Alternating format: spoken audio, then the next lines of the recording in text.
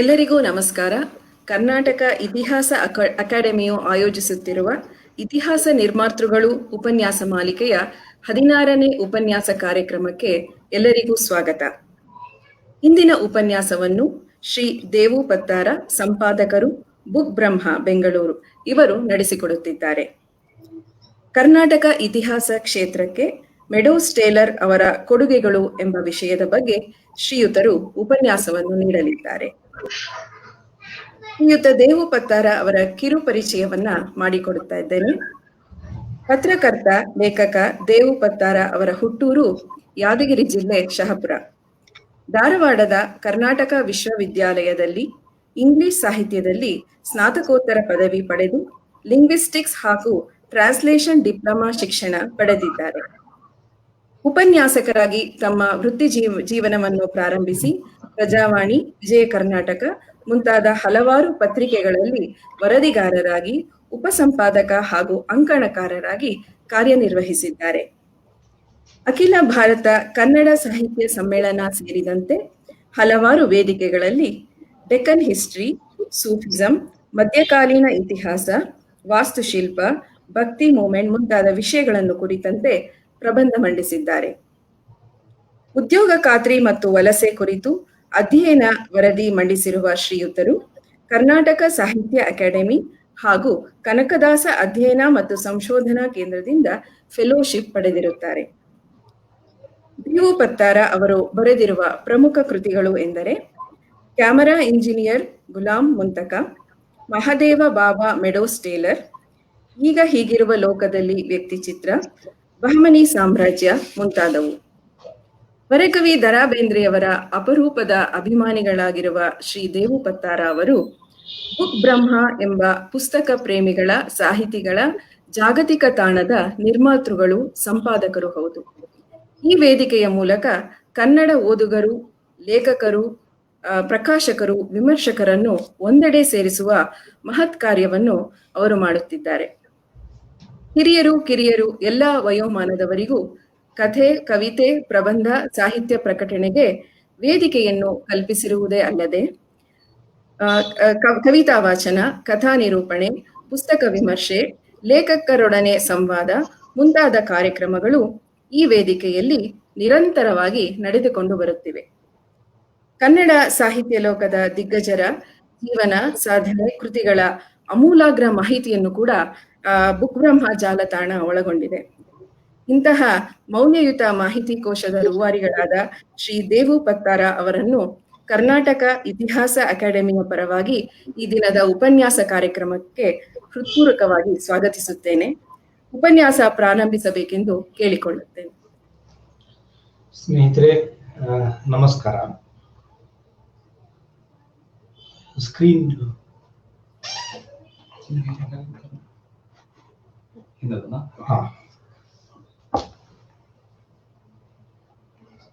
ಸ್ನೇಹಿತರೆ ನಮಸ್ಕಾರ. ನಾನಿವತ್ತು Meadows Taylor, Philip Meadows Taylor ಬಗ್ಗೆ ಕೆಲವು ಸಂಗತಿಗಳನ್ನ ಮಾತಾಡಲಿಕ್ಕೆ ಇಲ್ಲಿ ಕರ್ನಾಟಕ ಇತಿಹಾಸ ಅಕಾಡೆಮಿಯ ಆನ್ಲೈನ್ ಉಪನ್ಯಾಸಕ್ಕೆ ಬಂದು ಸೇರಿದ್ದೇನೆ, ಮಾತಾಡ್ತಾ ಇದ್ದೇನೆ.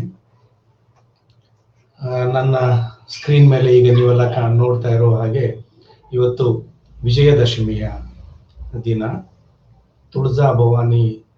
ತುಳಜಾಪುರದ ತುಳಜಾ ಭವಾನಿಯ ಜಾತ್ರೆ ಇವತ್ತು. ಎಲ್ಲರಿಗೂ ವಿಜಯದಶಮಿಯ ಶುಭಾಶಯಗಳು.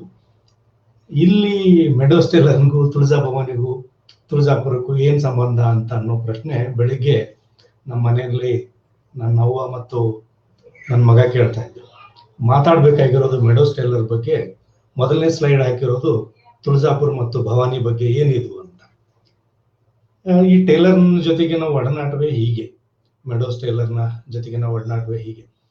ಅದು ಎಲ್ಲೆಲ್ಲಿಂದ ಎಲ್ಲೆಲ್ಲಿಗೆ ಕರ್ಕೊಂಡು ಹೋಗ್ತದೆ. ಮತ್ತು ಅವನು ಕರ್ನಾಟಕದಲ್ಲಿ, ಭಾರತದಲ್ಲಿ, ದಕ್ಕನ್ನಿನಲ್ಲಿ ವಿಶೇಷವಾಗಿ ಮಾಡಿರುವ ಕೆಲಸಗಳು ಏನಿದೆಯಲ್ಲ, ಮತ್ತು ಅವನು ನಿರ್ವಹಿಸಿದ ಕಾರ್ಯ ಮತ್ತು ಮಾಡಿದ ಕೆಲಸ, ಹುದ್ದೆಗಳು ಎಲ್ಲದರಲ್ಲಿಯೂ ಕೂಡ ವಿಭಿನ್ನವಾದ ರೀತಿಯಲ್ಲಿ ಇದ್ದ ಬ್ರಿಟಿಷ್ ಅಧಿಕಾರಿಗಳಲ್ಲಿ ಒಬ್ಬ ಅವನು. ಉಳಿದ ಬ್ರಿಟಿಷ್ ಅಧಿಕಾರಿಗಳಿಗೂ ಮೆಡೋಸ್ ಟೇಲರ್ಗೂ ಏನು ಬಹಳ ಮುಖ್ಯವಾದ ವ್ಯತ್ಯಾಸ ಏನು ಅಂತಂದ್ರೆ, ಮೆಡೋಸ್ ಟೇಲರ್ ಯಾವಾಗಲೂ ಈಸ್ಟ್ ಇಂಡಿಯಾ ಕಂಪನಿಯ ಅಧಿಕಾರಿ ಆಗಿರಲಿಲ್ಲ. ಅವನು ಹೈದರಾಬಾದ್ ನಿಜಾಂ ಆಡಳಿತದ ವ್ಯಾಪ್ತಿಯಲ್ಲಿ ಬರುವ ಕೆಲಸದಲ್ಲಿ ಇದ್ದವನು. ಈ ತುಳಜಾಪುರ ಮತ್ತು ದಖನಿನ ಆ ಭಾಗ ಅಂದ್ರೆ ಮರಾಠವಾಡ, ತೆಲಂಗಾಣ ಮತ್ತು ಕರ್ನಾಟಕ, ಈ ಮೂರನ್ನು ಹೈದರಾಬಾದ್ ಕರ್ನಾಟಕವನ್ನು ಒಳಗೊಂಡ ಪ್ರದೇಶ ಹೈದರಾಬಾದ್ ಪ್ರಾಂತ್ಯ ಆಗಿತ್ತು. ಆ ಪ್ರಾಂತ್ಯದ ವ್ಯಾಪ್ತಿಯಲ್ಲಿ ತುಳಜಾಪುರ ಕೂಡ ಬರ್ತಾ ಇತ್ತು. ಈ ತುಳಜಾಪುರಕ್ಕೂ ಭವಾನಿಗೂ ಮತ್ತು ಟೇಲರ್ಗೂ ಒಂದು ನೇರವಾದ ಸಂಬಂಧ ಇದೆ. ಏನು ಅಂತಂದ್ರೆ, ಟೇಲರ್ ಬಗ್ಗೆ ಮಾತಾಡುವ ಮುನ್ನ ನಾನು ಈ ವಿಷಯನ ಪ್ರಸ್ತಾಪ ಮಾಡ್ಬೇಕಂತಂದ್ರೆ, ಟೇಲರ್ ಯಾವ ಥರದ ಅವನು ಬೇಸಿಕಲಿ ನಾವು ಅವನನ್ನ ಇತಿಹಾಸಕಾರನಾಗಿ, ಕಾದಂಬರಿಕಾರನನ್ನಾಗಿ ಮತ್ತು ಲೇಖಕನನ್ನಾಗಿ ಗಮನಿಸ್ತೇವೆ. ಆಡಳಿತಾಧಿಕಾರಿಯಾಗಿ ಕೂಡ ನಾವು ಅವನನ್ನ ನೋಡ್ತೇವೆ. ಅವನು ಆಕ್ಚುಲಿ ಆಡಳಿತಾಧಿಕಾರಿಯಾಗಿ ಬಹಳ ಮಹತ್ವದ ಕೆಲಸವನ್ನ ಮಾಡಿದ್ದಾನೆ. ಮೆಡೋಸ್ ಟೇಲರ್ ತುಳಜಾಪುರದಲ್ಲಿ ಒಂದು ಅಸಿಸ್ಟೆಂಟ್ ಕಮಿಷನರ್ ಆಫ್ ಬಾಜಾರ್ ಅಂತ ಆಗಿ ಕೆಲಸ ಮಾಡ್ತಾ ಇದ್ದ. ಅಸಿಸ್ಟೆಂಟ್ ಕಮಿಷನರ್ ಆಫ್ ಬಾಜಾರ್ ಅಂತ ಕೆಲಸ ಮಾಡ್ತಾ ಇದ್ದ ಸಂದರ್ಭದೊಳಗೆ ಅಲ್ಲಿ ಯಾತ್ರಿಗಳೆಲ್ಲ ಬರ್ತಾ ಇದ್ರು.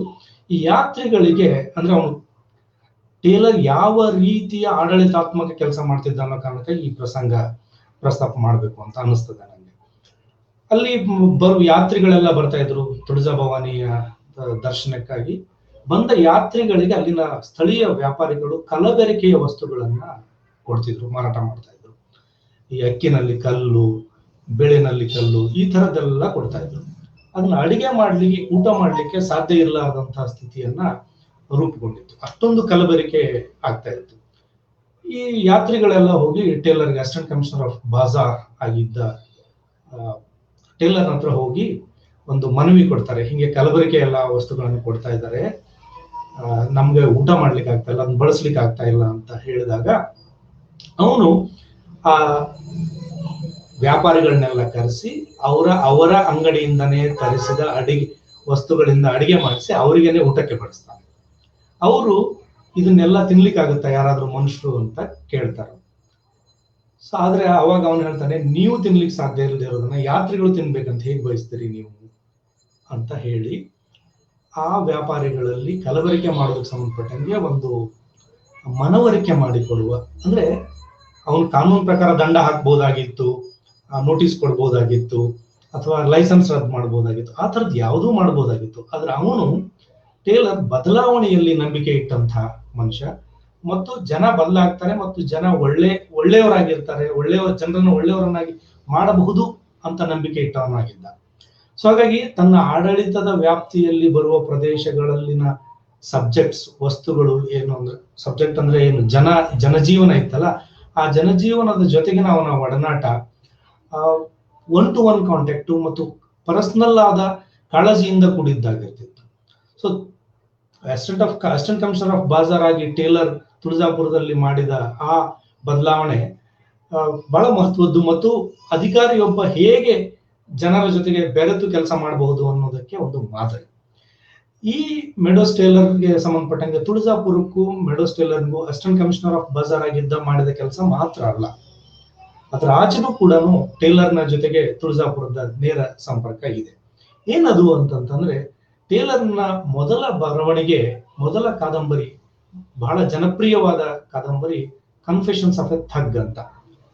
ಈ ಕಾದಂಬರಿ ಠಕ್ಕರ ಆತ್ಮಕಥೆ, ಠಕ್ಕನೊಬ್ಬನ ಆತ್ಮಕಥೆ ಅಂತ ನಾವು ಹೇಳ್ಬೋದು. ಥಗ್ಸ್ ಅಂತನ್ನುವ ಒಂದು ವ್ಯವಸ್ಥೆಯನ್ನ ವ್ಯಾಪಾರಿಗಳ ಜೊತೆಗೆ ಸೇರಿ ಅವರ ಜೊತೆಗೆ ಅವರೊಡನೆ ಬೆರೆತು ಅವರನ್ನ ವಿಶ್ವಾಸಕ್ಕೆ ತೆಗೆದುಕೊಂಡು ಮಾರ್ಗ ಮಧ್ಯದಲ್ಲಿ ಅವರನ್ನ ಕೊಲ್ಲುವ ಒಂದು ಠಕ್ಕರ ಒಂದು ಗುಂಪು ದಕ್ಕನಿನ ಆ ಪ್ರದೇಶದಲ್ಲಿ ಟೇಲರ್ ಆಕ್ಟಿವ್ ಆಗಿದ್ದ ಕಾಲದಲ್ಲಿ, Taylor police assistant commissioner of police ಆಗಿದ್ದ ಸಂದರ್ಭದಲ್ಲಿ ತುಂಬಾ ಆಕ್ಟಿವ್ ಆಗಿತ್ತು.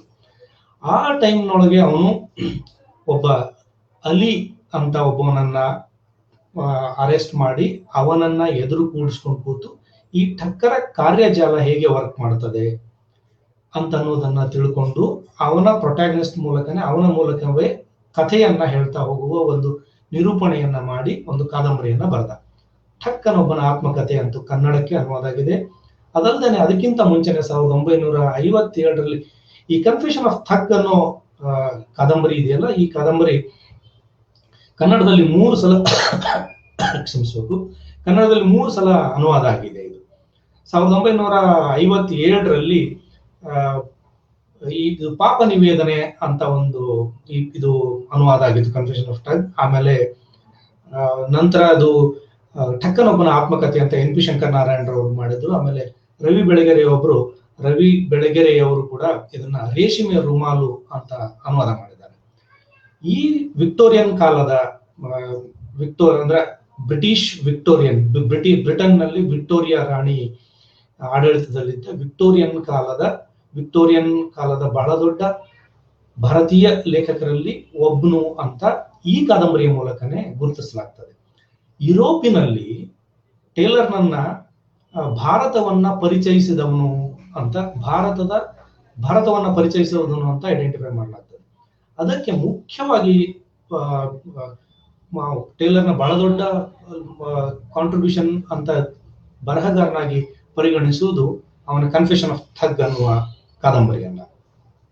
ಈ ಕನ್ಫೆಷನ್ ಆಫ್ ಒನ್ ಥಗ್ ಕಾದಂಬರಿ ಇದೆಯಲ್ಲ, ಈ ಕಾದಂಬರಿ ದಕ್ಕನಿನ ಒಂದು ಕಾಲಘಟ್ಟದ ಐತಿಹಾಸಿಕ ಮತ್ತು ಚಾರಿತ್ರಿಕ ನೋಟವನ್ನ ಅದು ಕಟ್ಟಿಕೊಡ್ತದೆ.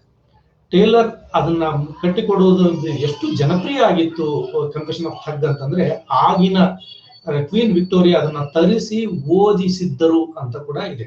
ಸೊ ಅಂದ್ರೆ ಅದು ಮೊದಲನೇ ಕಾದಂಬರಿಯಿಂದನೇ ಲೆಜೆಂಡ್ ತರ ಆಗಿಬಿಟ್ಟವ್ ನಾವು. ಯುರೋಪಿನ ಬಹುತೇಕ ಎಲ್ಲ ಭಾಷೆಗಳಿಗೂ ಅದು ಅನುವಾದ ಆಗಿತ್ತು.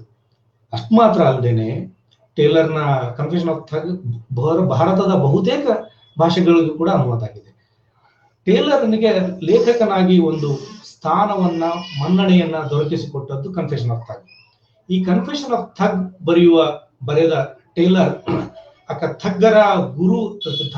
ಥಗ್ಗರು ಯಾವುದೇ ಒಂದು ಕ್ರಿಯೆಯನ್ನ ಮಾಡುವಾಗ ಅವರು ತುಳಜಾ ಭವಾನಿಯ ಪೂಜೆ ಮತ್ತು ಆಚರಣೆಯಿಂದ ತಮ್ಮ ಕ್ರಿಯೆ ಮತ್ತು ಅದನ್ನ ಶುರು ಮಾಡ್ತಾ ಇದ್ರು, ಆಕ್ಟಿವಿಟಿಯನ್ನ ಶುರು ಮಾಡ್ತಾ ಇದ್ರು. ಸೊ ನಾನು ಈ ಸ್ಕ್ರೀನ್ ನಲ್ಲಿ ತೋರಿಸ್ತಾ ಇರುವ ಇದರಲ್ಲಿ ಒಂದು ತುಳಜಾ ಭವಾನಿ ದೇವಸ್ಥಾನದ ಜಾತ್ರೆಯ ಚಿತ್ರ ಇದೆ. ಇನ್ನೊಂದು ಟೇಲರ್ನ ಕನ್ಫೆಷನ್ ಆಫ್ ಥಗ್ ಕಾದಂಬರಿಯ ಒಳಗಡೆನೆ ಪ್ರಕಟವಾಗಿರುವ ಒಂದು ಚಿತ್ರ ಇದೆ, ತುಳಜಾ ಭವಾನಿಯ ಚಿತ್ರ ಇದೆ.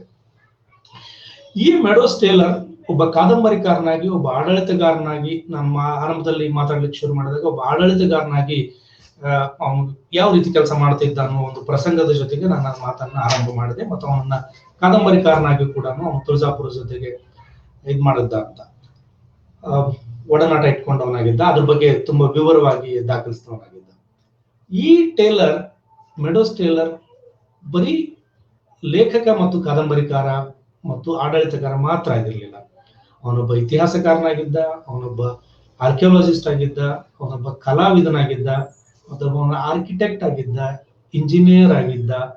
ಹೀಗೆ ಬಹುಮುಖ ಪ್ರತಿಭೆ ಅಂತ ಹೇಳಬಹುದಾದ ಹಲವು ನೆಲೆಗಳಲ್ಲಿ ಕೆಲಸ ಮಾಡುವ, ಹಲವು ವಿಷಯಗಳಲ್ಲಿ, ಹಲವು ರೀತಿನಲ್ಲಿ ಕೆಲಸ ಮಾಡುವಂತಹ ಒಂದು ಕ್ಷಮತೆ, ಎಫಿಷಿಯನ್ಸಿ ಟೇಲರ್ನಿಗಿತ್ತು. ಈ ಟೇಲರ್ ಜರ್ನಿ ಶುರು ಆಗಿದ್ದು ಬಹಳ ಇಂಟ್ರೆಸ್ಟಿಂಗ್ ಆಗಿದೆ. ಅವನು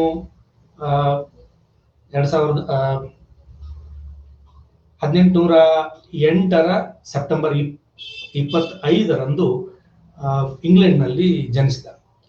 ಅವನ ಶಾಲೆಗೆ ಹೋಗಿ ಕಲಿತದ್ದು ಬಹಳ ಕಡಿಮೆ. ಅವನು 5ನೇ ತರಗತಿನಲ್ಲಿ ಓದುವಾಗ ಮ್ಯಾಥಮೆಟಿಕ್ಸ್ ನಲ್ಲಿ ಸರಿಯಾಗಿ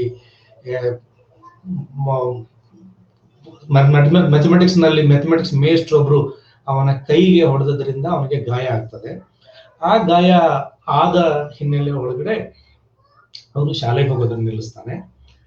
ಆ ಶಾಲೆಗೆ ಹೋಗೋದನ್ನ ಬಿಟ್ಟಾಗ ಅವನ ತಾಯಿ ಅವನಿಗೆ ಒಂದಿಷ್ಟು ಲ್ಯಾಟಿನ್ ಮತ್ತು ಬೈಬಲ್ ಓದಬಹುದಾದಷ್ಟು ಒಂದು ಭಾಷೆಯನ್ನ ಕಲಿಸಿ ಕೊಡ್ತಾಳೆ. ಸೊ ಹಾಗಾಗಿ ಅವನು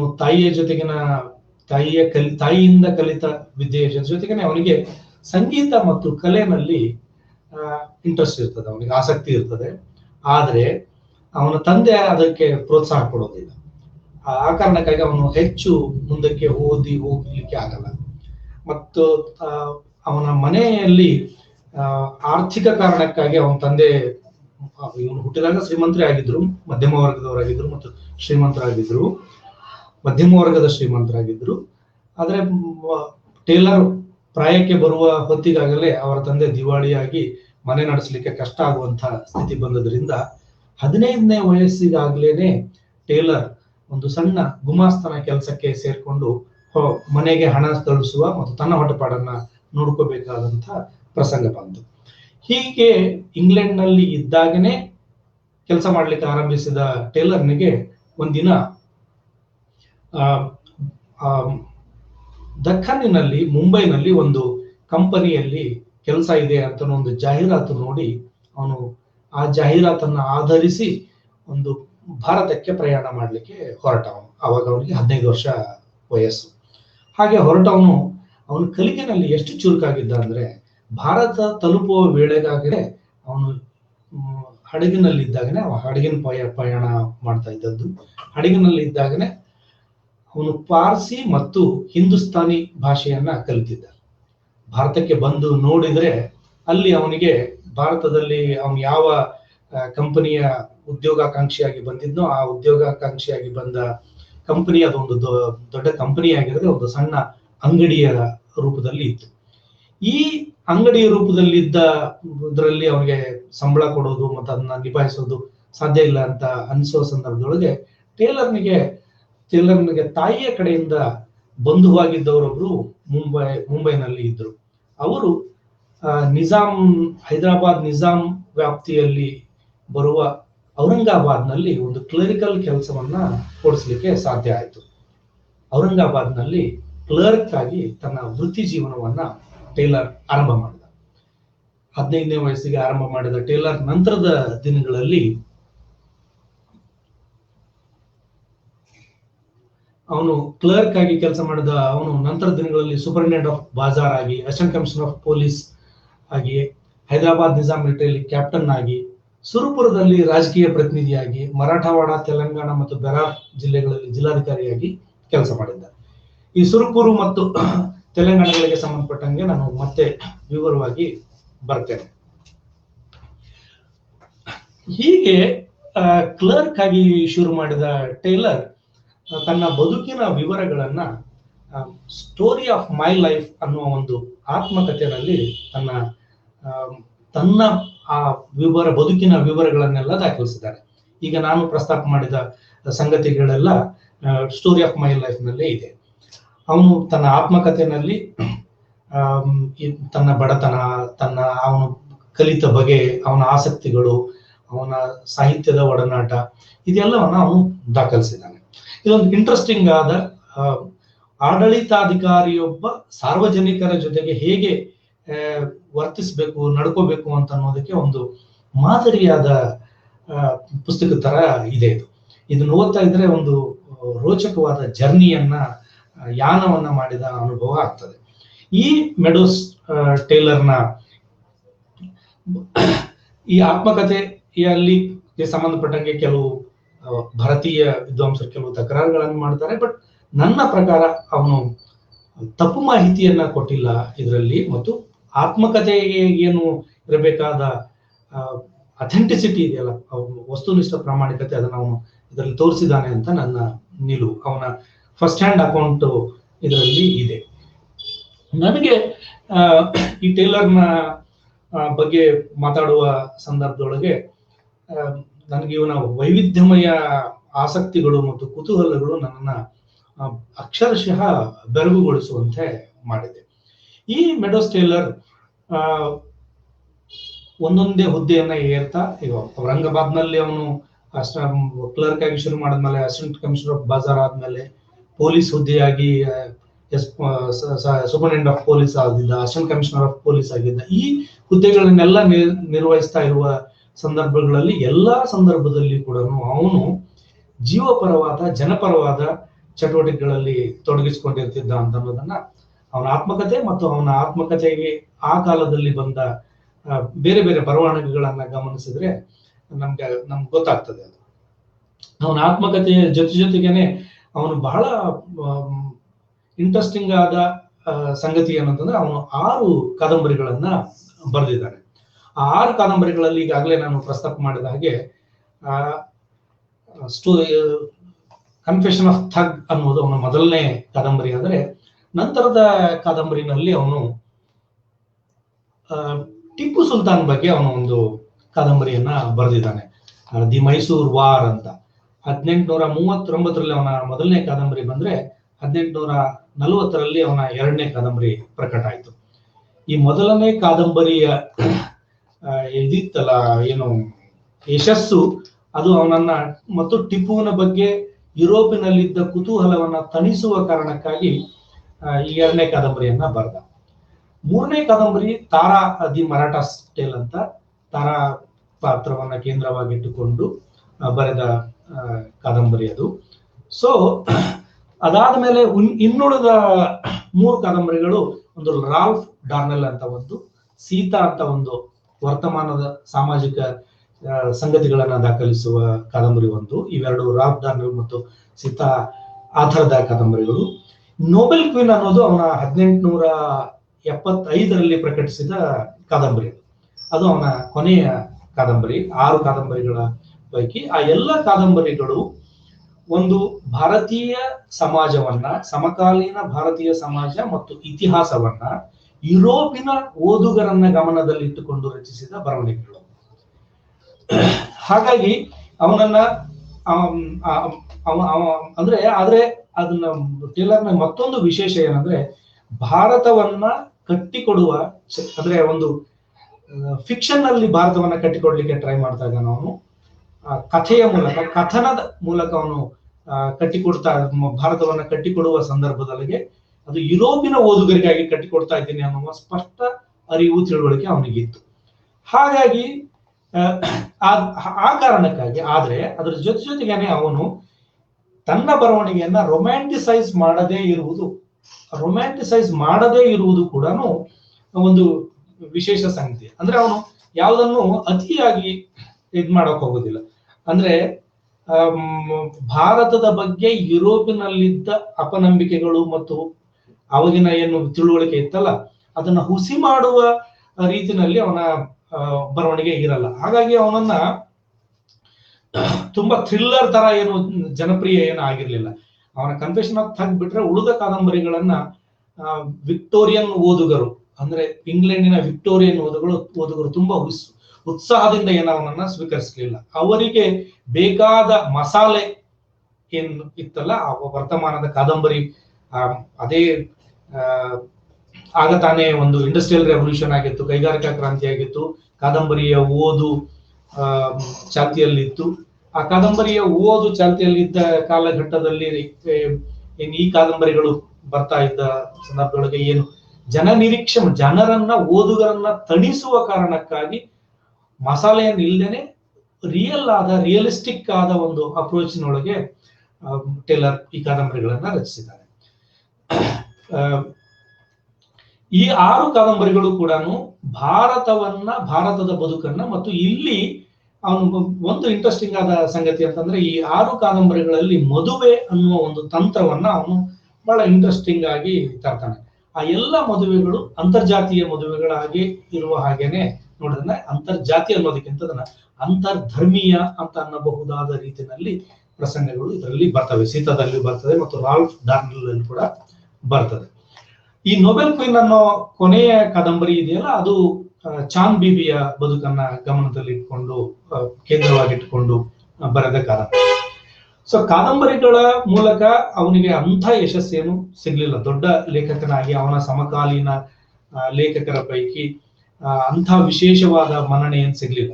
ಅಧಿಕಾರಿಯಾಗಿಯೂ ಕೂಡ ಅವನನ್ನ ಭಾರತದ ಮಿತ್ರ ಅಂತ ಅವನನ್ನ ಗುರುತಿಸಲಾಗ್ತದೆ ಇಂಗ್ಲೆಂಡ್ ನಲ್ಲಿ ಅನ್ನೋದು ಬಿಟ್ರೆ, ಅವನು ನಾನು ಈಗಾಗಲೇ ಪ್ರಸ್ತಾಪ ಮಾಡಿದಾಗ ಅವನು ಈಸ್ಟ್ ಇಂಡಿಯಾ ಕಂಪನಿಯ ನೌಕರ ಆಗಿರದೇ ಇದ್ದದ್ರಿಂದ ಮತ್ತು ನಿಜಾಂ ಆಡಳಿತದಲ್ಲಿ ಅವನು ಕೆಲಸ ಮಾಡ್ತಿದ್ರಿಂದ ಅವನಿಗೆ ಸಿಗಬೇಕಾದ ಬಹಳ ದೊಡ್ಡ ಹುದ್ದೆ ಆಗ್ಲಿ ಮತ್ತು ಮಾನ್ಯತೆ ಆಗ್ಲಿ ಅವನಿಗೆ ಸಿಗ್ಲಿಲ್ಲ. ಬಹಳ ಒಂದೇ ಒಂದು ರಿಕಗ್ನೇಷನ್ ಅವನಿಗೆ ಸಿಕ್ಕದ್ದು ಇದಾಗಿದೆ. ಇಷ್ಟಲ್ಲದೇನೆ ಈ ಕಾದಂಬರಿಗಳನ್ನ ಬರೆಯುವ ಮೂಲಕ ಒಂದು ಭಾರತವನ್ನ ಯುರೋಪಿನಲ್ಲಿ ಕಟ್ಟಿಕೊಡುವ ಮತ್ತು ವಾಸ್ತವವಾದ ಭಾರತವನ್ನ ಯುರೋಪಿನಲ್ಲಿ ಕಟ್ಟಿಕೊಡುವ ಒಂದು ಕೆಲಸವನ್ನ ಟೇಲರ್ ಮಾಡಿದ್ದ. ಸೊ ಅವನನ್ನ ನಾವು ಕಾದಂಬರಿಕಾರನಾಗಿ ಗುರುತಿಸುವಾಗ ಅವನ ಸ್ಥಾನ ವಿಕ್ಟೋರಿಯನ್ ಲೇಖಕರ ಪೈಕಿ ಅವನು ಅತ್ಯಂತ ಸಾಧಾರಣ ಲೇಖಕ ಅಂತಾನೂ ಪರಿಗಣಿಸೋದಿಲ್ಲ ಅವನನ್ನ. ಹಾಗೇನೆ ಬಹಳ ಸಕ್ಸಸ್ಫುಲ್ ಆದ ಲೇಖಕ ಅಂತ ಕೂಡ ಅವನನ್ನ ಪರಿಗಣಿಸಿಲ್ಲ. ಆದ್ರೆ ಅವನನ್ನ ಕಡೆಗಣಿಸ್ಲಿಕ್ಕಾಗದ, ಆದರೆ ಅವನು ಅದು ಬಹಳ ಮಹತ್ವದ ಮೇನ್ ಸ್ಟ್ರೀಮ್ ಆದ ಮತ್ತು ಏನು ನಾವು ಬಹಳ ಮಹತ್ವದ ಲೇಖಕ ಅಂತ ಕೂಡ ಅವನನ್ನ ಇಂಗ್ಲಿಷರು, ಬ್ರಿಟಿಷ್ ರೈಟರ್ಸ್ ಅವನನ್ನ ಪರಿಗಣಿಸಂಗಿಲ್ಲ. ಸೊ ಈ ಹಿನ್ನೆಲೆ ಒಳಗೆ ಅವನ ಕಾದಂಬರಿಗಳನ್ನ ಇಟ್ಕೊಂಡು ಅವನ ಕಾದಂಬರಿ ಬರೀಲಿಕ್ಕೆ ಹೊರಡುವ ಮುಂಚೆ ಅವನಿಗೆ ಇದ್ದದ್ದು, ಅವನ ಕಾದಂಬರಿಕಾರನೇ ಆಗ್ಬೇಕು, ಲೇಖಕ ಆಗ್ಬೇಕು ಅಂತ ಅನ್ನೋ ಯಾವುದೇ ಆಸೆ ಮತ್ತು ಮಹತ್ವಾಕಾಂಕ್ಷೆ ಇರ್ಲಿಲ್ಲ ಅವನಿಗೆ. ಅವನ ಆಸೆ ಮತ್ತು ನಿರೀಕ್ಷೆಗಳು ಏನಾಗಿತ್ತು ಅಂದ್ರೆ, ಅವನೊಬ್ಬ ಹಣ ಮಾಡಬೇಕು, ಹೊಟ್ಟೆಪಾಡಿಗೆ ಹಣ ಮಾಡಬೇಕು, ದುಡ್ಡು ಗಳಿಸ್ಬೇಕು, ಅದು ಇಂಡಿಯಾದಲ್ಲಿ ಗಳಿಸ್ಲಿಕ್ಕೆ ಸಾಧ್ಯ ಇದೆ ಅಂತ ನೌಕರಿ ಹುಡುಕೊಂಡು ಇಂಡಿಯಾಗೆ ಬಂದವ. ಇಲ್ಲಿ ಬಂದ್ಮೇಲೆ ಅವನಿಗೆ ಇಲ್ಲಿನ ಜನರ ಜೊತೆಗೆ ಒಡನಾಡ್ತಾ, ಇಲ್ಲಿನ ಜನರನ್ನ ನೋಡ್ತಾ, ಇಲ್ಲಿನ ಬದುಕು ಅರ್ಥ ಮಾಡ್ಕೊಡ್ತಾ ಅವನಿಗೆ ಅನ್ಸಿದ್ದಂತಂದ್ರೆ ಹಣದಕ್ಕಿಂತ ಜನರ ಜೊತೆಗೆ ಬದುಕು ಬಹಳ ಮುಖ್ಯ ಅಂತ ಅನ್ಸಿದ್ರಿಂದ, ಆ ಬದುಕನ್ನ ಹದ ಮಾಡುವ, ಬದುಕನ್ನ ಸುಧಾರಿಸುವ, ಬದುಕನ್ನ ಕಟ್ಟುಕೊಳ್ಳುವಲ್ಲಿ ಒಳ್ಳೆಯತನ ನನ್ನ ಪ್ರಕಾರ ಮೆಡೋಸ್ ಟೇಲರ್ ಅಂತಂದ್ರೆ he's an metaphor for the goodness, ಒಳ್ಳೆಯತನದ ಪ್ರತೀಕ ತರ ನಮ್ಗೆ ಕಾಣಿಸ್ತಾನೆ.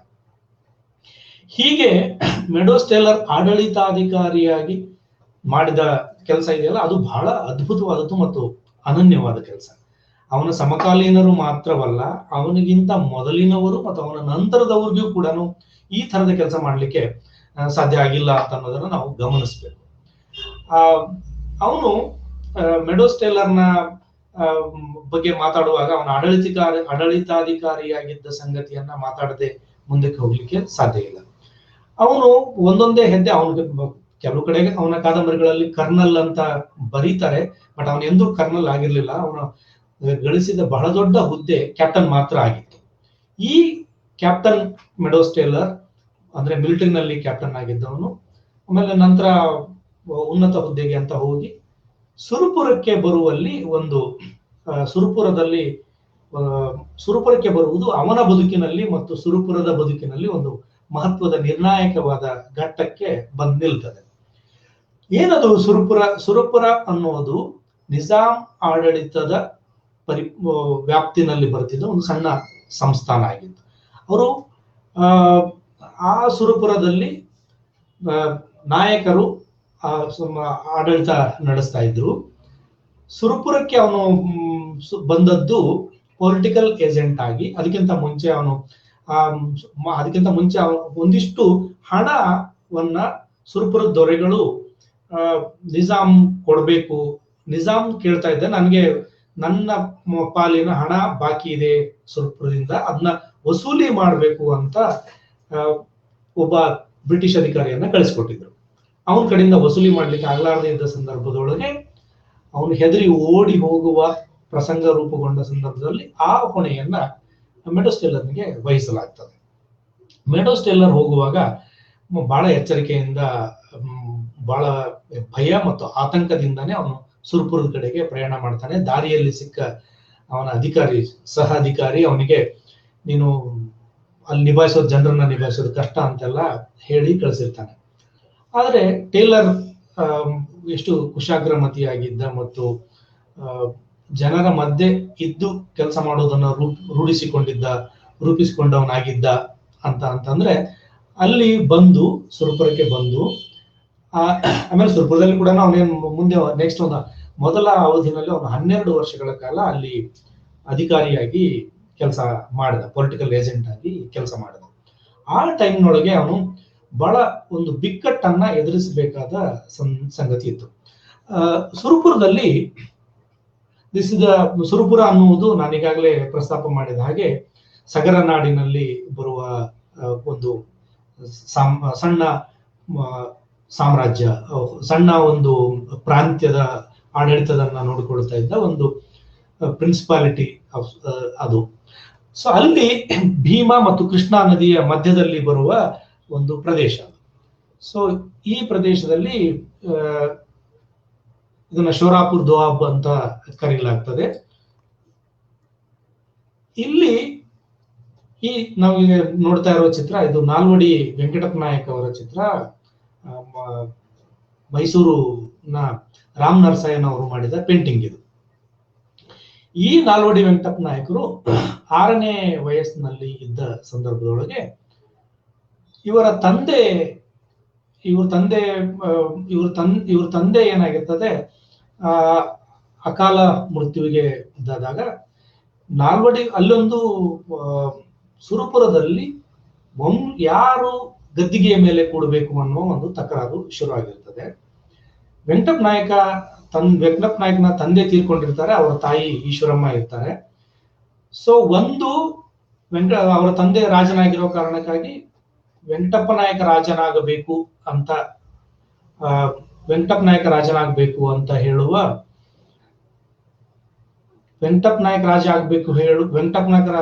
ನಾಯಕ ಮತ್ತು ಈಶ್ವರಮ್ಮ ಇರುವ ಒಂದು ಗುಂಪು ಇದ್ರೆ, ಈ ವೆಂಕಟಪ್ಪ ನಾಯಕ ಹುಟ್ಟುವುದಕ್ಕಿಂತ ಮುಂಚೆನೆ ಒಬ್ರು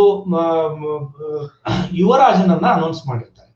ಸೊ ಅದ್ರ ಮಕ್ಕಳಿಲ್ಲ ಅನ್ನೋ ಕಾರಣಕ್ಕಾಗಿ, ಈಶ್ವರಮ್ಮ ಮತ್ತು ಅವರ ಪತಿಗೆ ಮಕ್ಕಳಿಲ್ಲ ಅನ್ನೋ ಕಾರಣಕ್ಕಾಗಿ ಆ ಯುವರಾಜನೇ ರಾಜ ಆಗ್ಬೇಕು ಅಂತ ವೆಂಕಟಪ್ಪ ನಾಯಕನ ಚಿಕ್ಕಪ್ಪ ಆರ್ಗ್ಯೂ ಮಾಡ್ತಾ ಇದ್ರೆ, ರಾಣಿ ಈಶ್ವರಮ್ಮ ತನ್ನ ಮಗ ರಾಜ ಆಗ್ಬೇಕು ಅಂತ ವಾದ ಮಾಡ್ತಾ ಇರ್ತಾರೆ. ಇದು ಇಡೀ ಸುರಪುರ ಸಂಸ್ಥಾನದಲ್ಲಿ ವಾರಸುದಾರಿಕೆಯ ಜಗಳ 2 ಗುಂಪುಗಳಾಗಿ ಒಡೆದೋಗಿರ್ತದೆ. ಯಾರ ಪರವಾಗಿ ನಿಂತರೂ ಕೂಡ ಅಪಾಯವನ್ನ ಎದುರಿಸಬೇಕಾದಂತ ಸ್ಥಿತಿ ಇರ್ತದೆ. ಅಂಥದ್ದೊಂದು ಸ್ಥಿತಿಯನ್ನ ಮೆಡೋಸ್ ಟೇಲರ್ ಬಹಳ ಕುಶಾಗ್ರಮತಿಯಿಂದ ಬಳಸಿ ರಾಜ ವೆಂಕಟಪ್ಪ ನಾಯಕನನ್ನೇ ಗದ್ದಿಗೆಯ ಮೇಲೆ ಕೂಡಿಸಿ ತಾನು ಅದರ ಆಡಳಿತಾಧಿಕಾರಿಯಾಗಿ ಮುಂದುವರಿತಾರೆ. ಈ ವೆಂಕಟಪ್ಪ ನಾಯಕ ಅವರು ತನ್ನ ಟೇಲರ್ನನ್ನ ಅಪ್ಪ ಅಂತಾನೆ ಕರೀತಾ ಇರ್ತಾರೆ. ಹಾಗೇನೆ ವೆಂಕಟಪ್ಪ ನಾಯಕ ಅವರಿಗೆ ಕುದುರೆ ಸವಾರಿ ಇರಬಹುದು, ಶಿಕ್ಷಣ ಇರಬಹುದು, ಮತ್ತು ಆಡಳಿತದ ಇದನ್ನೆಲ್ಲ ಕಲಿಸಿ ಕೊಡ್ತಾ ಇರ್ತಾರೆ. ಹಾಗೇನೆ ಆ ಕಲಿಸಿ ಕೊಡುವ ಸಂದರ್ಭದೊಳಗನೆ ವೆಂಕಟಪ್ಪ ನಾಯಕ ತನ್ನ ಇದಕ್ಕೆ ಬಂದಾಗ ಅಲ್ಲಿ ಇವ್ರಿಗೆ ಟೇಲರ್ನ ಮತ್ತು ವೆಂಕಟಪ್ಪ ನಾಯಕನ ಇಬ್ಬರನ್ನು ಮೇಲೇನು ಹಲ್ಲೆ ನಡೀತದೆ. ಮತ್ತು 2-3 ಸಲ ಅಂತೂ ಪ್ರಾಣಾಂತಿಕವಾದ ಒಂದು ಪ್ಲಾಟ್ ಎಲ್ಲ ರೆಡಿಯಾಗಿ ಅದನ್ನ ಇವನು ಹುಸಿಗೊಳಿಸ್ಲಿಕ್ಕೆ ಸಾಧ್ಯ ಆಗ್ತದೆ.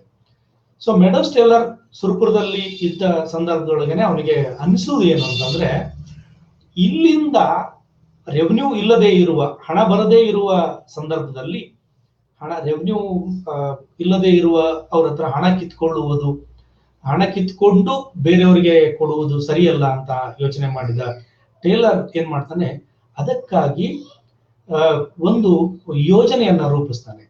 ಏನದು ಯೋಜನೆ ಆಗಿತ್ತು ಅಂತಂದ್ರೆ, ಇಲ್ಲಿ ಕೆರೆಗಳನ್ನ ಕಟ್ಟಿಸೋದು, ಬಾವಿಗಳನ್ನ ತೋಡಿಸುವುದು ಮತ್ತು ಆ ಮೂಲಕ ಕೃಷಿಯನ್ನ ಸಮೃದ್ಧಗೊಳಿಸುವ ಮೂಲಕ ನಿಯಮಿತವಾದ ಆದಾಯ ಸಂಸ್ಥಾನಕ್ಕೆ ಬರುವ ಹಾಗೆ ಮಾಡುವುದು. ಈ ನಿಯಮಿತವಾದ ಆದಾಯ ಬಂದಾಗ ಮಾತ್ರ ಅವರು ಬೇರೆಯವರಿಗೆ, ನಿಜಾಮ್ಗಾಗ್ಲಿ ಬ್ರಿಟಿಷ್ಗಾಗ್ಲಿ ದುಡ್ಡು ಕೊಡ್ಲಿಕ್ಕೆ ಸಾಧ್ಯ ಇದೆ. ಅಂದ್ರೆ ಉದ್ದೇಶ ಒಂದು ರೆಗ್ಯುಲರ್ ಸೋರ್ಸ್ ಆಫ್ ಇನ್ಕಮ್ ಸಂಸ್ಥಾನಕ್ಕೆ ಬರಲಿ, ಅದು ತನಗೆ ಲಾಭ ಆಗ್ಲಿ ಅಂತ ಇದ್ರೂ ಕೂಡ ಆ ಕಾರಣಕ್ಕಾಗಿ ಅವನು ಕೃಷಿ ಯೋಗ್ಯವಾದ ಭೂಮಿಯನ್ನ ಗುರುತಿಸಿ, ಕೃಷಿಕರನ್ನ ಗುರುತಿಸಿ, ಅವರಿಗೆ ಸಾಲ ಕೊಡಿಸಿ, ಮತ್ತು ಅಲ್ಲಿ ನೀರು ಸಿಗುವ ಹಾಗೆ ಮಾಡಿ, ಅಲ್ಲಿಂದ ಔರಂಗಾಬಾದ್ನಿಂದ ಮತ್ತು ಪುಣೆಯಿಂದ ಹತ್ತಿಯ ಬೀಜ ತರಿಸಿ, ಆ ಹತ್ತಿಯ ಬೀಜವನ್ನ ಇಲ್ಲಿ ಕಾಟನ್ ಬೆಳೆಯುವ ಹಾಗೆ ಮಾಡಿ, ಹತ್ತಿ ಬೆಳೆಯುವ ಹಾಗೆ ಮಾಡಿ, ಹಾಗೇನೆ ಬೆಳೆದ ಹತ್ತಿಯನ್ನ ನೂಲ್ ಮಾಡಿ, ಬಟ್ಟೆ ಮಾಡಿ, ಅದೊಂದು ರೆವೆನ್ಯೂ ಆಗಿ, ಒಂದು ಎಕಾನಮಿ ಆಗಿ ಕನ್ವರ್ಟ್ ಮಾಡುವ ಹಾಗೆ ಒಂದು ಪ್ರಾಸೆಸ್ ನಲ್ಲಿ ತೊಡಗಿಸ್ಕೊತಾನೆ. ಅದರಿಂದಾಗಿ ಯಾರ್ಯಾರಿಗೆ ಏನು ಬೇರೆ ಬೇರೆ ಕೆಲಸ ಮಾಡ್ಕೊಂಡಿದ್ದ, ನಿಯಮಿತವಾದ ಆದಾಯ ಇಲ್ಲದೆ ಇರುವವರೆಲ್ಲ ಒಂದು ನೆಲೆಗೆ ಕಂಡುಕೊಂಡದ್ರಿಂದ ಸಂಸ್ಥಾನದ ಆದಾಯ ಮತ್ತು ಆರ್ಥಿಕ ಸ್ಥಿತಿ ಸುಧಾರಿಸ್ತದೆ. ಅದ್ರ ಜೊತೆಗೇನೆ ಶಾಲೆಗಳನ್ನ ಆರಂಭಿಸ್ತಾನೆ ಮತ್ತು ಹತ್ತಿಯ ಬಟ್ಟೆಯನ್ನ ನೇಯುವಂತಹ ಒಂದು ವರ್ಗ ಕ್ರಿಯೇಟ್ ಆಗ್ತದೆ. ಈ ತರ ಒಂದು ಡೆವಲಪ್ಮೆಂಟ್ ಕನಸನ್ನ ಇಟ್ಕೊಂಡು ಯೋಚನೆ ಮಾಡ್ತಾ ಅದನ್ನ ಸುರಪುರವನ್ನ ಕಟ್ಲಿಕ್ಕೆ ಶುರು ಮಾಡ್ತಾನೆ. ಒಂದು ಹಂತದಲ್ಲಿ ಎಷ್ಟು ಅವನು ಜನಪ್ರಿಯ ಆಗ್ತಾನೆ ಅಂತಂದ್ರೆ, ಅವನು ಬೋನಾಳ್ ಅಂತ ಒಂದು ಕೆರೆನಲ್ಲಿ ಅಲ್ಲೊಂದು ಶಾಸನ ಕೂಡ ಇದೆ, ಫಾರ್ಸಿ ಶಾಸನ ಇದೆ, ಅದರಲ್ಲಿ ಟೇಲರ್ನ ಪ್ರಸ್ತಾಪ ಇದೆ. ಆ ಹಳೆಯ ಕೆರೆ, ಅದು ದೊಡ್ಡ ಕೆರೆ, ಕರ್ನಾಟಕದ 2ನೇ ಅತಿ ದೊಡ್ಡ ಕೆರೆ ಅಂತ ಅದನ್ನ ಐಡೆಂಟಿಫೈ ಮಾಡ್ತದೆ. ಅಲ್ಲಿ ಈಗ ಬೋನಾಳ್ ಪಕ್ಷಿಧಾಮ ಅಂತ ಇದೆ. ಆ ಕೆರೆಯನ್ನ ರಿನೋವೇಟ್ ಮಾಡಿ ಅಲ್ಲಿ ರಾಜರಾಣಿಯರ ವಾಯುವಿಹಾರಕ್ಕೆ, ವಾಯುವಿಹಾರ ಅಂದ್ರೆ ದೋಣಿಯಾನಕ್ಕೆ ವ್ಯವಸ್ಥೆ ಮಾಡ್ತಾನೆ, ಮತ್ತು ಆ ಕೆರೆಯ ನೀರನ್ನ ಕೃಷಿಗೆ ಬಳಸಲಿಕ್ಕೆ ಮಾಡ್ತಾನೆ, ಮತ್ತು ಹಲವು ಕಡೆಗಳಲ್ಲಿ ಕೆರೆಗಳ ನಿರ್ಮಾಣಕ್ಕೆ ಪ್ಲಾನ್ ಕೂಡ ಮಾಡ್ತಾನೆ. ಸೊ ಇದಲ್ದೇನೆ ಹೀಗೆ ಇದಲ್ದೇನೆ ಅವನೊಂದು ಪ್ಲಾನ್ ಕೂಡ ಮಾಡಿ ಒಂದು ಯೋಜನೆಯನ್ನ ರೂಪಿಸಿ ಕೃಷ್ಣಾ ನದಿಗೆ ಅಡ್ಡಲಾಗಿ ಒಂದು ಡ್ಯಾಮ್ ಅನ್ನ ಕಟ್ಟಬೇಕು, ಆ ಡ್ಯಾಮ್ನ ನೀರನ್ನ ಸಂಗ್ರಹಿಸಿ ಆ ನೀರು ಕೃಷಿಗೆ ಬಳಸಬೇಕು ಅಂತ ಅನ್ನೋ ಒಂದು ಯೋಜನೆಯನ್ನ ರೂಪಿಸ್ತಾನೆ.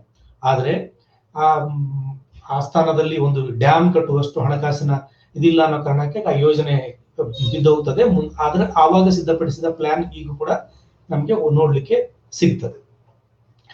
ಈ ಮೆಡೋಸ್ ಟೇಲರ್ 5ನೇ ಕ್ಲಾಸ್ ಶಾಲೆಗೆ ಹೋಗಿ ಶಾಲೆ ಪಾಸ್ ಆಗದೆ ಇದ್ದ ಮೆಡೋಸ್ ಟೇಲರ್ ಇಂಜಿನಿಯರಿಂಗ್ ನಲ್ಲಿ ಮಾಡಿದ ಕೆಲಸಗಳನ್ನ, ಕೆರೆ ಕಟ್ಟಲಿಕ್ಕೆ, ಡ್ಯಾಮ್ ಕಟ್ಟಲಿಕ್ಕೆ, ಬಾವಿ ತೋಡಿಸ್ಲಿಕ್ಕೆ ಮಾಡಿದ ಕೆಲಸ ಇದೆಲ್ಲ ಬಹಳ ಅದ್ಭುತವಾದ ಕೆಲಸವನ್ನ ಅವನು ಮಾಡಿದ್ದಾನೆ. ಅವನು ಎಷ್ಟು ಜನಪ್ರಿಯನಾಗಿದ್ದ ಅಂತಂದ್ರೆ ಅವನು ರಿಟೈರ್ಡ್ ಆದ್ಮೇಲೆ ಇಂಗ್ಲೆಂಡಿನ ಇಂಜಿನಿಯರ್ಗಳ ಸಂಘದವರು ಅವನನ್ನ ಕರೆಸಿ ಅವನಿಂದ ಒಂದು ವಿಶೇಷ ಉಪನ್ಯಾಸ ಕೊಡಿಸ್ತಾರೆ. ಕೆರೆ ಮತ್ತು ಡ್ಯಾಮುಗಳ ನಿರ್ಮಾಣಕ್ಕೆ ಸಂಬಂಧಪಟ್ಟಂಗೆ ಅವನೊಂದು ಗೌರವ ಫೆಲೋಶಿಪ್ ಕೊಡ್ತದೆ ಆ ಇಂಜಿನಿಯರ್ಗಳ ಸಂಘದವರು. ಕೊಟ್ಟು ಅವನ ಕಡೆಯಿಂದ ಒಂದು ಉಪನ್ಯಾಸ ಕೊಡಿಸಿ ಒಂದು ಪ್ರಬಂಧ ಕೂಡ ಅವನು ಮಂಡನೆ ಮಾಡ್ತಾನೆ. ಹತ್ತಿಯ ಬೆಳೆಗೆ ಸಂಬಂಧಪಟ್ಟ ಕೂಡ ಒಂದು ಪ್ರಬಂಧ ಟೇಲರ್ ಮಾಡಿದ್ದಾರೆ. ಸೊ ಹೀಗೆ ಟೇಲರ್ ವಿಧಾಯಕ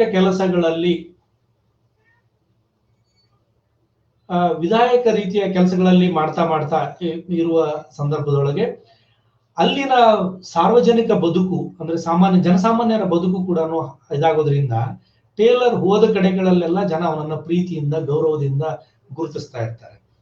ಎಷ್ಟು ಅಂತಂತಂದ್ರೆ ಅವನನ್ನ ಮೆಡೋಸ್ ಟೇಲರ್ ಅಂತ ಕರೀಲಿಕ್ಕೆ ಬರದ ಸುರಪುರದ ಜನ, ಅಂದ್ರೆ ಅವನ ಆತ್ಮಕಥೆಯಲ್ಲಿ ದಾಖಲಾಗಿದೆ ಇದು, ಮಹಾದೇವ್ ಬಾಬಾ ಅಂತ ಅವನನ್ನ ಕರೀತಾ ಇರ್ತಾರೆ. ಮೆಡೋಸ್ ಟೇಲರ್ ಅಂತ ಕರೀಲಿಕ್ಕಾಗದ ಗ್ರಾಮೀಣ ಪ್ರದೇಶ ಜನ ಅವನನ್ನ ಮಹಾದೇವ್ ಬಾಬಾ ಅಂತ ಕರೀತಾ ಇರ್ತಾರೆ.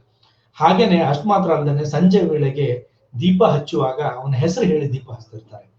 ಮತ್ತು ಅವನು ವಿಲೇಜ್ ವಿಸಿಟ್ ಗಳಿಗೆಲ್ಲ ಹೋದ್ರೆ ತಮ್ಮ ಮನೆಯ ಸಣ್ಣ ಮಕ್ಕಳನ್ನೆಲ್ಲ ತಂದು ಅವನ ಹತ್ರ ಬಿಟ್ಟು, ಅವನ ಕಾಲ್ ಬಡಿ ಬಿಟ್ಟು ಅವನನ್ನ ಆಶೀರ್ವಾದ ಮಾಡು, ಹರಸು ಅಂತ ಕೇಳ್ತಾ ಇರ್ತಾರೆ.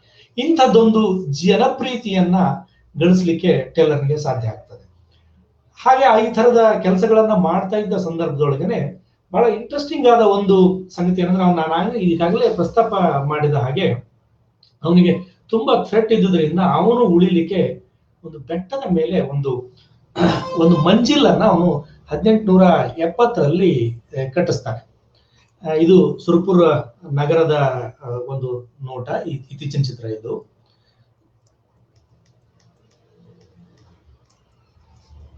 ಸೊ ಅವನು ಮೆಡೋಸ್ ಟೇಲರ್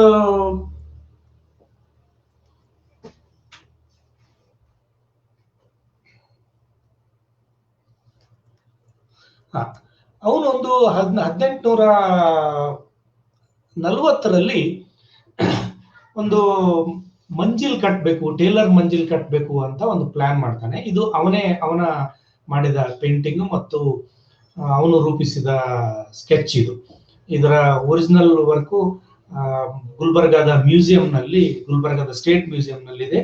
ಟೇಲರ್ ಬಳಸುತ್ತಿದ್ದ ಎಲ್ಲ ವಸ್ತುಗಳು ಮತ್ತು ಟೇಲರ್ ಕುರಿತಾದ ಪೇಂಟಿಂಗ್ಗಳನ್ನ ಗುಲ್ಬರ್ಗಾದ ಮ್ಯೂಸಿಯಂನಲ್ಲಿ ನಾವು ನೋಡ್ಲಿಕ್ಕೆ ಸಿಗ್ತದೆ. ಸ್ಟೇಟ್ ಆರ್ಕಿಯಾಲಜಿ ಮ್ಯೂಸಿಯಂನಲ್ಲಿ ನೋಡ್ಲಿಕ್ಕೆ ಸಿಗ್ತದೆ. ಈ ಪೇಂಟಿಂಗ್ ಕೂಡ ಅಲ್ಲೇ ಇದೆ. ಸೊ ಇದು ಟೇಲರ್ ತಾನೇ ಸಿದ್ಧಪಡಿಸಿದ ಪೇಂಟಿಂಗ್ ಮತ್ತು ಬಿಲ್ಡಿಂಗಿನ ಮ್ಯಾಪ್ ಇದು. ಸೊ ಈ ಟೇಲರ್ನ ಮಂಜಿಲ್ನ ಇದು ಒಳಭಾಗದಲ್ಲಿದೆ. ಇದು ಒಳಭಾಗದ ಮತ್ತು ಫ್ರಂಟ್ ಇದು. ಈ ಮಂಜಿಲ್ನ ವಿಶೇಷ ಏನು ಅಂತಂದ್ರೆ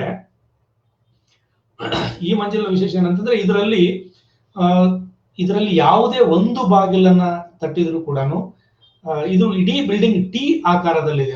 ಟೇಲರ್ ಅಂತ ಶುರುವಾಗೋದ್ರಿಂದ ಟಿ ಅನ್ನುವ ಇಂಗ್ಲಿಷ್ ಟಿ ಶಬ್ದದ ಟಿ ಅಕ್ಷರನ ಮಾದರದಲ್ಲಿ ಇದನ್ನ ಬಿಲ್ಡಿಂಗ್ ಅನ್ನ ಪ್ಲಾನ್ ಮಾಡಿದ್ದಾನೆ ಅವನು. ಹಾಗೇನೆ ಅದ್ ಮಾತ್ರ ಅಲ್ಲದೆ ಅದ್ರ ಜೊತೆಗೇನೆ ಇದರ ಇಂಜಿನಿಯರಿಂಗ್ ಮಾರ್ವೆಲ್ ಏನು ಇದರದ್ದು ಅಂತಂದ್ರೆ, ಯಾವುದಾದರೂ ಒಂದು ಬಾಗಿಲನ್ನ ನೀವು ತಟ್ಟಿದ್ರೆ ಬಾಕಿ ಎಲ್ಲ ಬಾಗಿಲುಗಳು ಕೂಡ ಶಬ್ದ ಆಗ್ತದೆ, ಮತ್ತು ಒಂದು ಬಾಗಿಲು ತೆರೆದ್ರೆ ಎಲ್ಲ ಬಾಗಿಲುಗಳು ಓಪನ್ ಆಗುವಂತ ಒಂದು ತಂತ್ರಜ್ಞಾನವನ್ನ ಅವನು ಇಟ್ಕೊಂಡಿದ್ದ.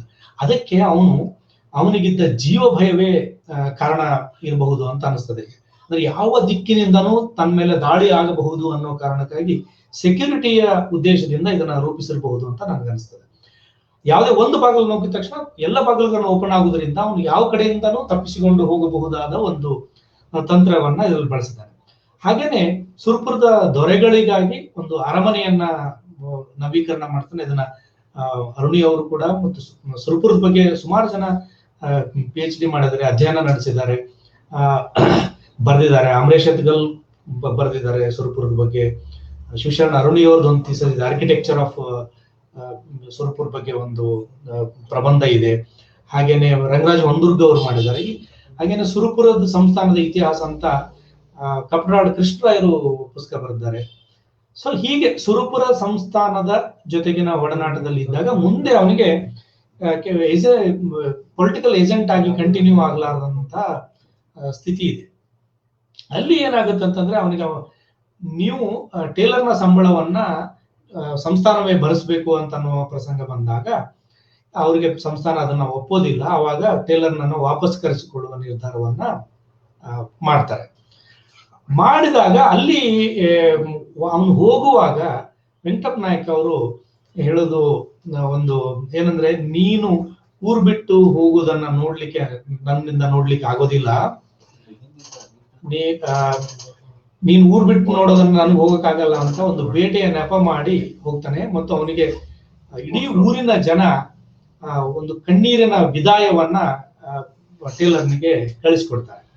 ಸೊ ಹೀಗೆ ಜನರ ಬದುಕನ್ನ, ಜನರ ಜನಜೀವನವನ್ನ ಹದ ಮಾಡ್ಲಿಕ್ಕೆ, ಅದನ್ನೊಂದು ಸುಧಾರಿಸ್ಲಿಕ್ಕೆ, ಅವರ ಬದುಕನ್ನ ಕಟ್ಟಿಕೊಳ್ಳಲಿಕ್ಕೆ ನೆರವಾದಂತಹ ಟೇಲರ್ನ ವಿದಾಯಗಳಿದೆಯಲ್ಲ, ಅದು ಬಹಳ ಒಂದು ವಿದಾಯ ಮಾತ್ರ ಅಲ್ಲ, ಅವನಿಗೆ ಈ ತರದ ಹಲವೆಡೆಗಳಲ್ಲಿ ಅವನಿಗೆ ಆ ತರದ ವಿದಾಯಗಳು ಸಿಗ್ತವೆ. ಸೊ ಇವನು ಟೇಲರ್, ಮಂಜಿಲ್ನ ಕಟ್ಟಿದ ಟೇಲರ್, ಆರ್ಕಿಟೆಕ್ಟ್ ನಲ್ಲಿ ಇದು ಮಾಡಿದಂತ ಟೇಲರ್. ಇದಲ್ಲದೆ ನಂಗೆ ಬಹಳ ಇಂಟ್ರೆಸ್ಟಿಂಗ್ ಅನಿಸುವಂತಹದ್ದು, ಇವನು ಮುಂದೆ ನಳದುರ್ಗದಲ್ಲಿ ಅಧಿಕಾರಿಯಾಗಿದ್ದ. ಅಲ್ಲಿ ಕೂಡ ಒಂದು ಮನೆಯನ್ನ ಕಟ್ಟಿಸಿದಾನೆ. ಅಲ್ಲೊಂದು ಟೇಲರ್ನ ಮನೆ ಇದೆ. ನಾನೀಗಾಗಲೇ ಪ್ರಸ್ತಾಪ ಮಾಡಿದ ಬೋನಾಳ್ ಕೆರೆ ಸುತ್ತಮುತ್ತ ಅಲ್ಲಿ ಒಂದು ಕೂಡ ಟೇಲರ್ ಉಳಿದುಕೊಳ್ಳುತ್ತಿದ್ದ ಒಂದು ರೂಮ್ ಈಗ ಶಿಥಿಲಾವಸ್ಥೆಯಲ್ಲಿ ಇದೆ. ಹೀಗೆ ಟೇಲರ್ ನಳದುರ್ಗದ ಮಾತ್ರ ಅಲ್ಲದೆ ಅವನು ಎಷ್ಟು ಜನಪ್ರಿಯನಾಗಿದ್ದ ಅನ್ನೋದಕ್ಕೆ ಒಂದು ಸಂಗತಿಯನ್ನ ನಾನು ಇಲ್ಲಿ ಪ್ರಸ್ತಾಪ ಮಾಡಲೇಬೇಕು ಅಂತ ಅನಿಸ್ತದೆ. ಏನದು ಅಂತಂದ್ರೆ, ಬೆರಾರ್ನಲ್ಲಿ ಅವನು ಜಿಲ್ಲಾಧಿಕಾರಿಯಾಗಿದ್ದ ಸಂದರ್ಭದೊಳಗೆ 1857 ಮೊದಲ ಸ್ವಾತಂತ್ರ್ಯ ಸಂಗ್ರಾಮ, ಸಿಪಾಯಿ ದಂಗೆ ಅಂತ ಬ್ರಿಟಿಷರು ಅದನ್ನ ಕರೀತಾರಲ್ಲ, ಅದನ್ನ ನಡೆಯುವಂತ ಸಂದರ್ಭದೊಳಗೆ ಟೇಲರ್ ಬೆರಾರ್ನಲ್ಲಿ ಜಿಲ್ಲಾಧಿಕಾರಿಯಾಗಿದ್ದ. ಬೆರಾರ್ ಪ್ರದೇಶದಲ್ಲಿ ಅವನಿಗೆ ಅವನು ದಂಗೆಯನ್ನ, ಅಂದ್ರೆ ಬ್ರಿಟಿಷರ ಪ್ರಕಾರ ದಂಗೆಯನ್ನ ನಿಭಾಯಿಸ್ಲಿಕ್ಕೆ ಬ್ರಿಟಿಷ್ ಹತ್ರ ಸೈನ್ಯ ಇರಲಿಲ್ಲ, ದೊಡ್ಡ ಪ್ರತಿರೋಧ ವ್ಯಕ್ತ ಆಗೋ ಸಂದರ್ಭದೊಳಗೆ ಇಡೀ ಭಾರತದಲ್ಲಿ ಟೇಲರ್ ಮಾತ್ರ ಸೈನಿಕರ ಸಹಾಯವಿಲ್ಲದೆ, ನೆರವಿಲ್ಲದೆ ತನ್ನ ಆಡಳಿತದ ವ್ಯಾಪ್ತಿಯಲ್ಲಿ ಶಾಂತಿಯಿಂದ ಇರುವ ಹಾಗೆ ಶಾಂತಿ ಸುವ್ಯವಸ್ಥೆಯನ್ನ ಕಾಪಾಡಿಕೊಳ್ಳೋದು ಅವನಿಗೆ ಸಾಧ್ಯ ಆಗಿತ್ತು. ಅದಕ್ಕೆ ಕಾರಣ ಆಗಿದ್ದು ಏನಂತಂದ್ರೆ, ಅವನು ಜನರ ಜೊತೆಗೆ ಇದ್ದ ಒಡನಾಟ ಮತ್ತು ಅವನ ಜನಪರವಾದ ನಿಲುವುಗಳು. ಎಷ್ಟು ಜನಪರವಾದ ನಿಲುವು ಅವನದು ಆಡಳಿತಾಧಿಕಾರಿಯಾಗಿ ಅಂತಂದ್ರೆ, ಅವನನ್ನ ನಳದುರ್ಗದಲ್ಲಿ, ನಾನೀಗಾಗಲೇ ಸುರ್ಪುರದಲ್ಲಿ ದೊರೆ, ನೀನು ಊರ್ ಬಿಟ್ಟು ಹೋಗೋದನ್ನ ನಾನು ನೋಡ್ಲಿಕ್ಕಾಗಲ್ಲ ಅಂತ ದೊರೆ ತಾನೇ ಊರ್ ಬಿಟ್ಟು ಬೇಟೆಗೆ ಹೋಗುವ ಒಂದು ನೆಪದಲ್ಲಿ ಊರ್ ಬಿಟ್ಟು ಹೋಗುವುದನ್ನ ಒಂದು ಪ್ರಸ್ತಾಪ ಮಾಡಿದೆ ನಾವು. ಇಲ್ಲಿ ನಳದುರ್ಗದ ಜನ 1857 ಆಗಸ್ಟ್ 27ನೇ ತಾರೀಕು ಈ ಮೆಡೋಸ್ ಟೇಲರ್ನಿಗೆ ಸಲ್ಲಿಸಿದ ಒಂದು ಮಾನಪತ್ರದ ಒಂದು ರೆಕಾರ್ಡ್ ಅನ್ನ ನಾನು ಇಲ್ಲಿ ನಿಮ್ ಮುಂದೆ ಪ್ರೆಸೆಂಟ್ ಮಾಡ್ತೇನೆ. ಅದರಲ್ಲಿ ಅವರು ಏನ್ ಬರೀತಾರೆ ಅಂತಂದ್ರೆ, ನೀವು ನಮ್ಮಲ್ಲಿಗೆ ಬಂದಾಗಿನಿಂದ ನಾವು ಸಿರಿವಂತರೂ ಸುಖಿಗಳೂ ಆಗಿದ್ದೇವೆ. ನಿಮ್ಮಂಥ ದಯಾಮಯನಾದ ಅಧಿಕಾರಿಗಳನ್ನು ದೇವರು ರಕ್ಷಿಸಲಿ ಎಂದು ನಾವೆಲ್ಲರೂ ಆ ದೇವರಲ್ಲಿ ಪ್ರಾರ್ಥಿಸುತ್ತೇವೆ. ನೆಮ್ಮದಿಯ ಬದುಕು ಮತ್ತು ಆಸ್ತಿ ರಕ್ಷಣೆ ಇವು ಬ್ರಿಟಿಷ್ ಸರ್ಕಾರದ ಮಹತ್ವದ ಕೊಡುಗೆಗಳಾಗಿವೆ. ಇವುಗಳನ್ನ ನೀವು ನಮಗೆ ದೊರಕಿಸಿಕೊಟ್ಟಿರುವಿರಿ. ಬರಗಾಲ ಬಿದ್ದಾಗ ನೀವು ನಿಮ್ಮ ವೈಯಕ್ತಿಕ ಹಣದಿಂದ ಸಾವಿರಾರು ಜನರಿಗೆ ಜೀವನಾಧಾರ ಒದಗಿಸಿದ್ದೀರಿ. ತಮ್ಮಂತ ಪರೋಪಕಾರಿ ಅಧಿಕಾರಿಗಳು ಹುಡುಕಿದರೂ ಸಿಗಲಾರರು. ಚಿಕ್ಕ ಮಕ್ಕಳ ಕಾಳಜಿ ತೆಗೆದುಕೊಳ್ಳುವಂತೆ ನೀವು ನಮ್ಮ ಕಾಳಜಿ ಮಾಡಿದ್ದೀರಿ ಎಂದು ನಳದುರ್ಗದ ಜನ ಮೆಡೋಸ್ ಟೇಲರ್ನಿಗೆ 1857 ಆಗಸ್ಟ್ 27 ಒಂದು ಮಾನಪತ್ರ ಸಲ್ಲಿಸಿ ಬೀಳ್ಕೊಡ್ತಾರೆ.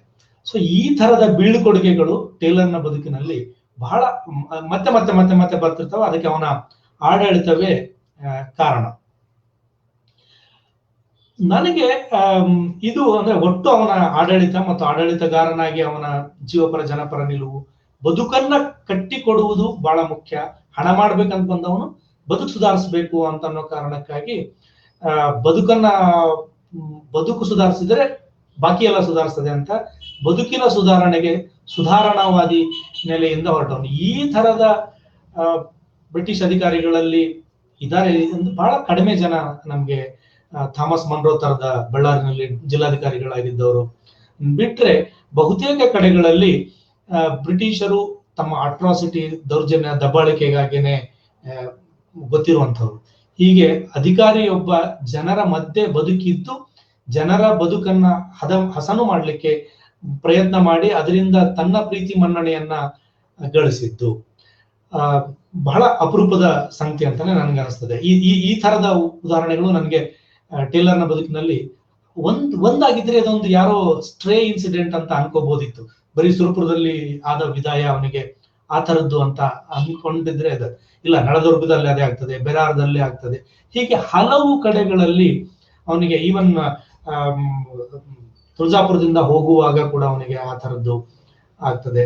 ಹೀಗೆ ಒಂದು ಕಳಿಸುವಾಗ ಅವನನ್ನ ಯಾರು ಇದ್ ಮಾಡಲ್ಲ. ನೆಮ್ಮದಿಯಿಂದ ಅಂದ್ರೆ ದುಃಖದಿಂದಾನೇ, ವಿಷಾದದಿಂದಾನೇ ಅವನನ್ನ ಮಿಸ್ ಮಾಡ್ತಾ ಇದೀವಿ ಅನ್ನೋ ಕಾರಣಕ್ಕಾಗಿ ಅವನನ್ನ ಕಳಿಸ್ತಾ ಹೋಗ್ತಾರೆ.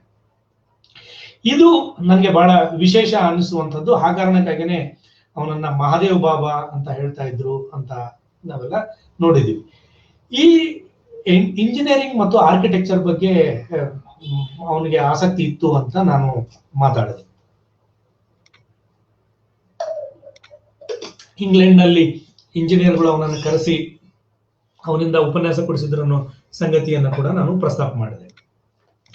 ಇವನು ಟೇಲರ್ ಆರ್ಕಿಟೆಕ್ಚರ್ ಬಗ್ಗೆ ಕೂಡ ಆಸಕ್ತಿ ಇದ್ದವನು ಅಂತ ನಾನು ಹೇಳಿದೆ. ಅವನಿಗೆ ಇಂಜಿನಿಯರಿಂಗ್ ಮತ್ತು ಆರ್ಕಿಟೆಕ್ಚರ್ ಬಗ್ಗೆ ಆಸಕ್ತಿ ಇದ್ದವನು ಅನ್ನೋ ಕಾರಣಕ್ಕಾಗಿ ಅವನು 2 ಪುಸ್ತಕಗಳನ್ನ ಪ್ರಕಟಿಸಿದ್ದಾನೆ.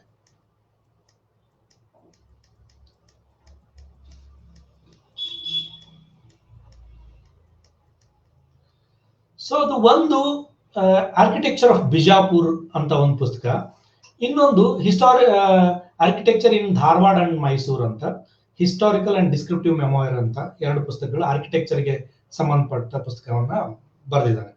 ಇದಲ್ಲದೆ ಅವನನ್ನ ಹಿಸ್ಟೋರಿಯನ್ ಆಗಿ ಕೂಡ ನಾವು ಪರಿಗಣಿಸಬಹುದು. ಆದ್ರೆ ಇಂಟ್ರೆಸ್ಟಿಂಗ್ ಸಂಗತಿ ಅಂತಂದ್ರೆ ಹಿಸ್ಟೋರಿಯನ್ ಟೇಲರ್ ಮತ್ತು ಕಾದಂಬರಿಕಾರರ ಟೇಲರ್ ಮಧ್ಯೆ ಒಂದು ಗ್ಯಾಪ್ ಇದೆ. ಇವನು ಹಿಸ್ಟರಿಯನ್ನ ಬರೆದದ್ದು 1870ರಲ್ಲಿ, ಕಾದಂಬರಿಗಳನ್ನ ಬರೆದದ್ದು ನಾನೀಗಾಗಲೇ ಪ್ರಸ್ತಾಪ ಮಾಡಿದ ಹಾಗೆ ಅವನ ಕೊನೆಯ ಕಾದಂಬರಿ ಬಂದದ್ದು ಇದಕ್ಕಿಂತ ಸ್ವಲ್ಪ ಮುಂಚೆ. ಆದ್ರೆ ಈ ಬ್ರಿಟಿಷ್ ಅಧಿಕಾರಿಗಳ ಪೈಕಿ 1840ರಲ್ಲಿ ಟಿಪ್ಪುವಿನ ಬಗ್ಗೆ ಬರೆಯುವಾಗ ಬ್ರಿಟಿಷರಿಗೆ ಟಿಪ್ಪುವಿನ ಬಗ್ಗೆ ಇದ್ದ ಕುತೂಹಲವನ್ನ ತಣಿಸುವುದು ಟೇಲರ್ನ ಉದ್ದೇಶ ಆಗಿ ಅವನು ಉದ್ದೇಶಪೂರ್ವಕವಾಗಿನೇ ಕಾದಂಬರಿಯನ್ನ ಆಯ್ಕೆ ಮಾಡ್ತಾನೆ, ಹಿಸ್ಟ್ರಿಯನ್ನಲ್ಲ. ಸೊ ಕಾದಂಬರಿಯಲ್ಲಿ ಒಂದು ಲಿಬರ್ಟಿ ತಗೊಳ್ಳಿಕ್ಕೆ ಸಾಧ್ಯ ಇದೆ ಅಂತ ಅವನು ನೋಡ್ತಾನೆ. ಸೊ ಹಾಗಾಗಿ ಟೇಲರ್ನ ಟಿಪ್ಪು ಕಾದಂಬರಿಯ ಪಾತ್ರವಾಗಿ ಇರೋದ್ರಿಂದ ಅವನು ಅದನ್ನೊಂದು ಒಂದು ಅಂತರವನ್ನ ಕಾಪಾಡಿಕೊಳ್ಳಲಿಕ್ಕೆ ಅವನು ಬಯಸ್ತಾನೆ. ಆದ್ರೆ student manual of Indian history, the history of India ಬರೆದ ಮೆಡೋಸ್ ಟೇಲರ್, ನಾನು ಆಗ್ಲೇ ಪ್ರಸ್ತಾಪ ಮಾಡಿದ ಆರ್ಕಿಟೆಕ್ಚರ್ನ 2 ಪುಸ್ತಕಗಳ ಜೊತೆಗೇನೆ ಅವು ಬಹಳ ಇಂಟ್ರೆಸ್ಟಿಂಗ್ ಆದ ಪುಸ್ತಕಗಳು, ಬಿಜಾಪುರ ಬಗ್ಗೆ ಮತ್ತು ಡೆಕ್ಕನ್ ಬಗ್ಗೆ ಬರೆದ ಪುಸ್ತಕಗಳು. ಈ history of student manual of history of India, ಇದು ಅವನ ಕೊನೆಯ ದಿನಗಳಲ್ಲಿ ಅಂದ್ರೆ ಆಟೋಬಯೋಗ್ರಫಿಗಿಂತ ಮುಂಚೆ ಬರೆದ ಪುಸ್ತಕಗಳಲ್ಲಿ ಒಂದು. ಇದು ತುಂಬಾ ದೊಡ್ಡ ಪುಸ್ತಕ, ಸುಮಾರು 1000 ಪುಟದ ಪುಸ್ತಕ. ಇದು ಬೇರೆ ಬೇರೆ ಪರ್ಷಿಯನ್ ಮೂಲಗಳನ್ನ ಆಧರಿಸಿ ಈ ಪುಸ್ತಕ ಬರೆದಿದ್ದೇನೆ. 26-28 ಪುಸ್ತಕಗಳನ್ನ ಆಧರಿಸಿ ಈ ಪುಸ್ತಕವನ್ನ ಅವನು ಬರೆದಿದ್ದಾನೆ. ಈ ಪುಸ್ತಕದಲ್ಲಿ ಬಹಳ ಇಂಟ್ರೆಸ್ಟಿಂಗ್ ಆದ ಸಂಗತಿ ಏನಂತಂದ್ರೆ, ಭಾರತದ ಇತಿಹಾಸದಲ್ಲಿ ದಕ್ಕನ್ ಪ್ರದೇಶದ ಏನು ಆಡಳಿತದ ಸಾಮ್ರಾಜ್ಯಗಳಿದ್ವಲ್ಲ, ಆ ಸಾಮ್ರಾಜ್ಯಗಳು ಭಾರತದ ಇತಿಹಾಸದಲ್ಲಿ ಅತ್ಯಂತ ಕಡೆಗಣನೆಗೆ ಒಳಗಾಗಿವೆ. ಉದಾಹರಣೆಗೆ ಕಲ್ಯಾಣಿ ಚಾಲುಕ್ಯರು, ಆಮೇಲೆ ಬಹಮನಿಗಳು, ಈ ತರದ ಸಾಮ್ರಾಜ್ಯಗಳು, ದಕ್ಕನ್ನಿನ ಸಾಮ್ರಾಜ್ಯಗಳು ಕಡೆಗಣನೆಗೆ ಒಳಗಾದದ್ದನ್ನ ನಾವು ನೋಡ್ತೇವೆ. ಆದ್ರೆ ಟೇಲರ್ನ ಈ ಪುಸ್ತಕದಲ್ಲಿ ಈ 2 ಕಲ್ಯಾಣಿ ಚಾಲುಕ್ಯರು ಮತ್ತು ಬಹಮನಿಗಳ ಬಗ್ಗೆ ತುಂಬಾ ವಿಸ್ತೃತವಾದ ಡೀಟೇಲ್ಡ್ ಆದ ಟೆಕ್ಸ್ಟ್ ನಮಗೆ ಮೊದಲ ಬಾರಿಗೆ ನೋಡ್ಲಿಕ್ಕೆ ಸಿಗ್ತದೆ. ಅವನು ಕಲ್ಯಾಣಿ ಚಾಲುಕ್ಯರ ಬಗ್ಗೆ ತುಂಬಾ ಡೀಟೇಲ್ಡ್ ಆದ ವಿವರವಾದ ಬರೆದಾನೆ. ಉತ್ತರ ಭಾರತದ ಒಟ್ಟು ಭಾರತದ ಚರಿತ್ರೆಯನ್ನ ಅದು ಕೂಡ ಬರೆದದ್ದು ಅವನು ಯುರೋಪಿಯನ್ನರಿಗಾಗಿ ಅನ್ನೋದನ್ನ, ಅವನ ಎಲ್ಲ ಬರಹಗಳು ಭಾರತೀಯ ಓದುಗರನ್ನ ಉದ್ದೇಶಿಸಿ ಬರೆದದ್ದಲ್ಲ. ಅವನ ಯಾವ ಬರಹವು ಭಾರತೀಯ ಓದುಗರನ್ನ ಉದ್ದೇಶಿಸಿ ಬರೆದಲ್ಲ. ಯುರೋಪಿಗೆ ಭಾರತದ ಚಿತ್ರಣವನ್ನ ನೀಡುವ ಉದ್ದೇಶದಿಂದ, ಭಾರತವನ್ನ ಕಟ್ಟಿಕೊಡುವ ಉದ್ದೇಶದಿಂದ ಬರೆದ ಬರಹಗಳು. ಅದರಲ್ಲಿ ಸ್ಪಷ್ಟವಾಗಿ ಅವನು ಯುರೋಪ್ ಪರವಾದ ಅವನ ನಿಲುವು, ಆಶಯಗಳಂತೂ ಇದ್ದೇ ಇತ್ತು. ಅವನು ತನ್ನ ತಾಯ್ನಾಡಿನ ಬಗ್ಗೆ ಅವನಿಗೆ ಪ್ರೀತಿ ಇತ್ತು, ಒಲವಿತ್ತು, ಅದೆಲ್ಲ ಮತ್ತೆ ಮತ್ತೆ ಬೇರೆ ಬೇರೆ ಕಡೆ ದಾಖಲು ಮಾಡಿದ್ದಾನೆ. ಈ student manual of the history of ಇಂಡಿಯಾದಲ್ಲಿ ಅವನು ದಕ್ಕನಿನ ಬಗ್ಗೆ ಕೊಟ್ಟಿರುವ ವಿವರಗಳು ಮತ್ತು ಬಹಳ ಇಂಟ್ರೆಸ್ಟಿಂಗ್ ಆದ ಸಂಗತಿಗಳು ನಮ್ಗೆ ನೋಡ್ಲಿಕ್ಕೆ ಸಿಗ್ತದೆ. ಇವನ ಹಿಸ್ಟ್ರಿ ಬುಕ್ಗೆ ಮುಂದೆ ಯುರೋಪ್ ದಕ್ಕನ್ ಬಗ್ಗೆ ಹೆಚ್ಚು ಆಸಕ್ತಿ ವಹಿಸಲಿಕ್ಕೆ ಕಾರಣ ಆಗ್ತದೆ. ಮತ್ತೆ ಕರ್ನಾಟಕದಲ್ಲಿ ಕೂಡ, ಕರ್ನಾಟಕದ ಬಹುತೇಕ ಬರಹಗಾರರಿಗೆ ದಕ್ಕನ್ ಬಗ್ಗೆ ಆಸಕ್ತಿ ವಹಿಸಲಿಕ್ಕೆ ಕೂಡ ಈ ಪುಸ್ತಕ ಕಾರಣ ಆಗಿತ್ತು. ನಮ್ಮ ಕನ್ನಡದ ಮೊದಲ ಕಾದಂಬರಿಯನ್ನ ಬರೆದ ಮುಸುಗುದೈಗೆ ಮಾಯಂಗನೆ ಮತ್ತು ಮಾಡಿದ್ರುಣ ಮಾರಾಯ ಕಾದಂಬರಿಗಳನ್ನ ಬರೆದ MS ಪುಟ್ಟಣ್ಣನವರು ಒಂದ್ಸಲ ಸಮಸ್ತ ಹಿಂದೂ ದೇಶದ ಚರಿತ್ರೆ ಅಂತ ಒಂದು ಪುಸ್ತಕ ಬರೀಲಿಕ್ಕೆ ಹೊರಡ್ತಾರೆ. ಹಾಗೆ ಹೊರಟಾಗ ಸಮಸ್ತ ಹಿಂದೂ ದೇಶದ ಚರಿತ್ರೆಯನ್ನ ಬರೆಯಲು ಹೊರಟ ಪುಟ್ಟಣ್ಣವರು ಬೇರೆ ಬೇರೆ ಪುಸ್ತಕಗಳನ್ನ, ಆಕರಗಳನ್ನೆಲ್ಲ ಹೊಂದಿಸ್ತಾ ಹೋದಾಗ ಅವರಿಗೆ ಮೆಡೋಸ್ ಟೇಲರ್ನ ಈ ಪುಸ್ತಕ ಸಿಕ್ಕು. ಅದರಲ್ಲಿ ಒಂದು ಪ್ಯಾರ ಅವರಿಗೆ ಬಹಳ ಇಂಟ್ರೆಸ್ಟಿಂಗ್ ಅನಿಸ್ತದೆ. ಅದು ಮಹಮೂದ್ ಗವಾನನ್ ಬಗ್ಗೆ ಟೇಲರ್ನಿಗಿದ್ದ ಗುಣಗ್ರಾಹಿತ್ವ. ಮೆಡೋಸ್ ಟೇಲರ್ ಗವಾನ್ನ ಬಗ್ಗೆ, ಮಹಮೂದ್ ಗವಾನ್ ಬಗ್ಗೆ ಬಹಳ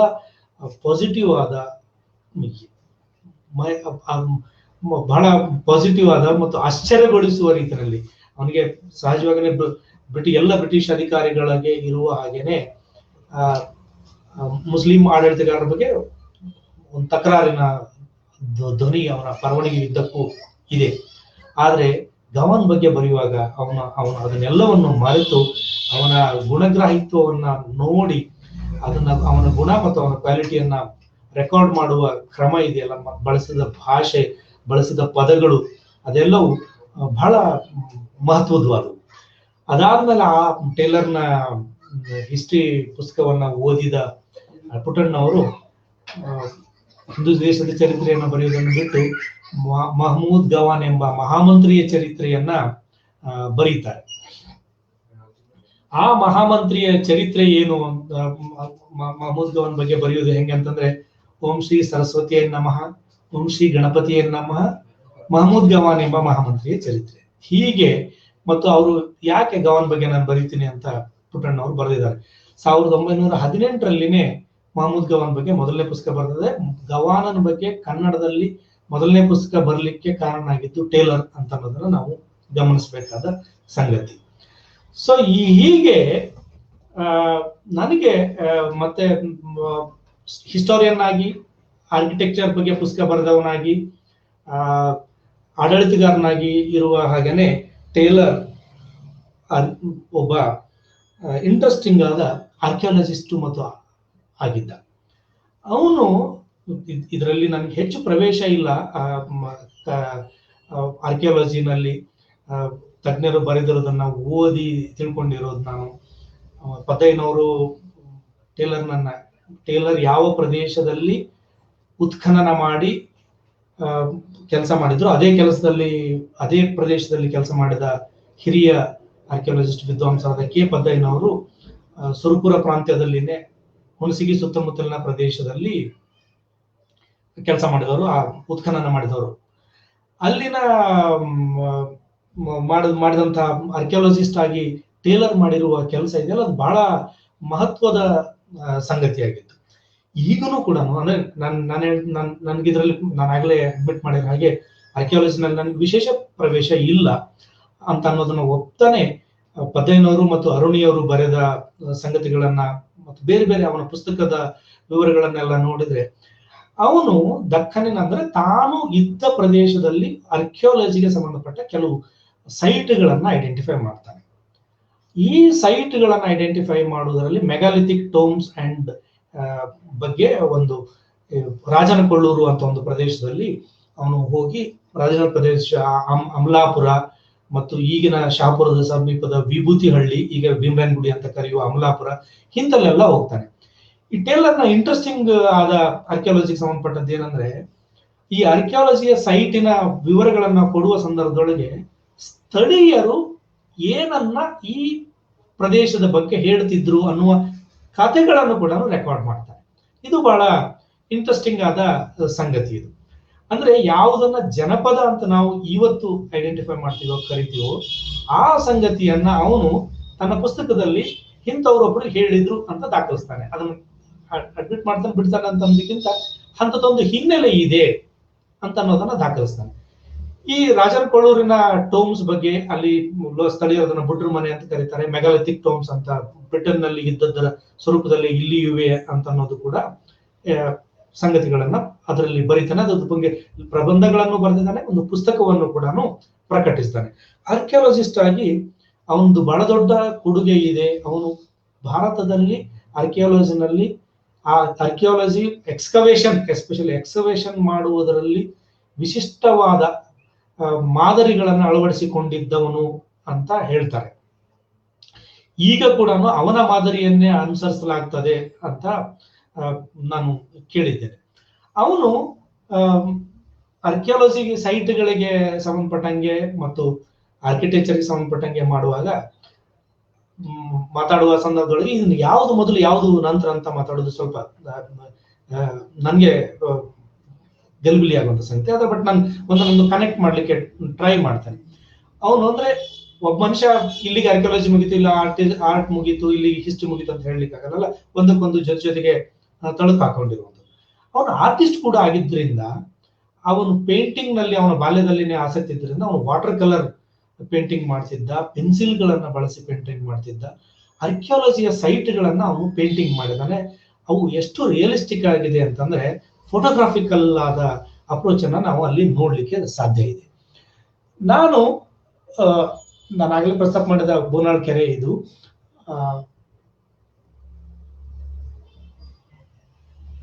ಇದು ನಾನಾಗಲೇ ಪೇಂಟಿಂಗ್ ನ ಪ್ರಸ್ತಾಪ ಮಾಡಿದೆ. ಇವನು ಇದರ ಪುಸ್ತಕ ಕನ್ಫೆಷನ್ ಆಫ್ ಥಗ್ ಪುಸ್ತಕ ಬರೋದಕ್ಕಿಂತ ಮುಂಚೆನೆ ಒಂದು ಪುಸ್ತಕವನ್ನ ಪ್ರಕಟಿಸಿದ್ದ. ಅದೇನ್ ಪುಸ್ತಕ ಅಂತಂದ್ರೆ ಸ್ಕೆಚಸ್ ಇನ್ ದಿ ಡೆಕ್ಕನ್ ಅಂತ ಒಂದು ಪುಸ್ತಕ. ಆ ಪುಸ್ತಕದಲ್ಲಿ ದಕ್ಕನಿನ ಬಹಳ ಮಹತ್ವದ ಹಿಸ್ಟಾರಿಕಲ್ ಸೈಟ್ಗಳನ್ನ ಪೇಂಟಿಂಗ್ ಮಾಡಿ ಪಬ್ಲಿಷ್ ಮಾಡಿದ್ದ.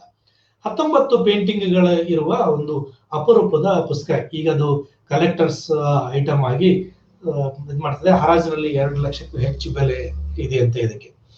ಸೊ ಇದು ಟೇಲರ್ನೇ ಬಿಡಿಸಿದ ಒಂದು ಚಿತ್ರ. ಅವನು ಆರ್ಟಿಸ್ಟ್ ಆಗಿ ಅವನು ಬಹಳ ದೊಡ್ಡ ಕಾಂಟ್ರಿಬ್ಯೂಷನ್ ಇದೆ. ಅವನ ವಾಟರ್ ಕಲರ್ ಪೇಂಟಿಂಗ್ ಈ ಪೇಂಟಿಂಗ್ ಇದು ವಾಟರ್ ಕಲರ್ ಪೇಂಟಿಂಗು ಈಗ ಬಳಸುವ ವಿಧಾನಗಳನ್ನೇ ಸುಮಾರು 150 ವರ್ಷದ ಹಿಂದೆ ಬಳಸಿ ಮಾಡಿದ ಪೇಂಟಿಂಗ್ ಇದು. ವಾಟರ್ ಕಲರ್ ನ ಮಾದರಿನಲ್ಲಿ ಸೊಗಸಾದ ಇದು ಭೀಮರಾಯನಗುಡಿ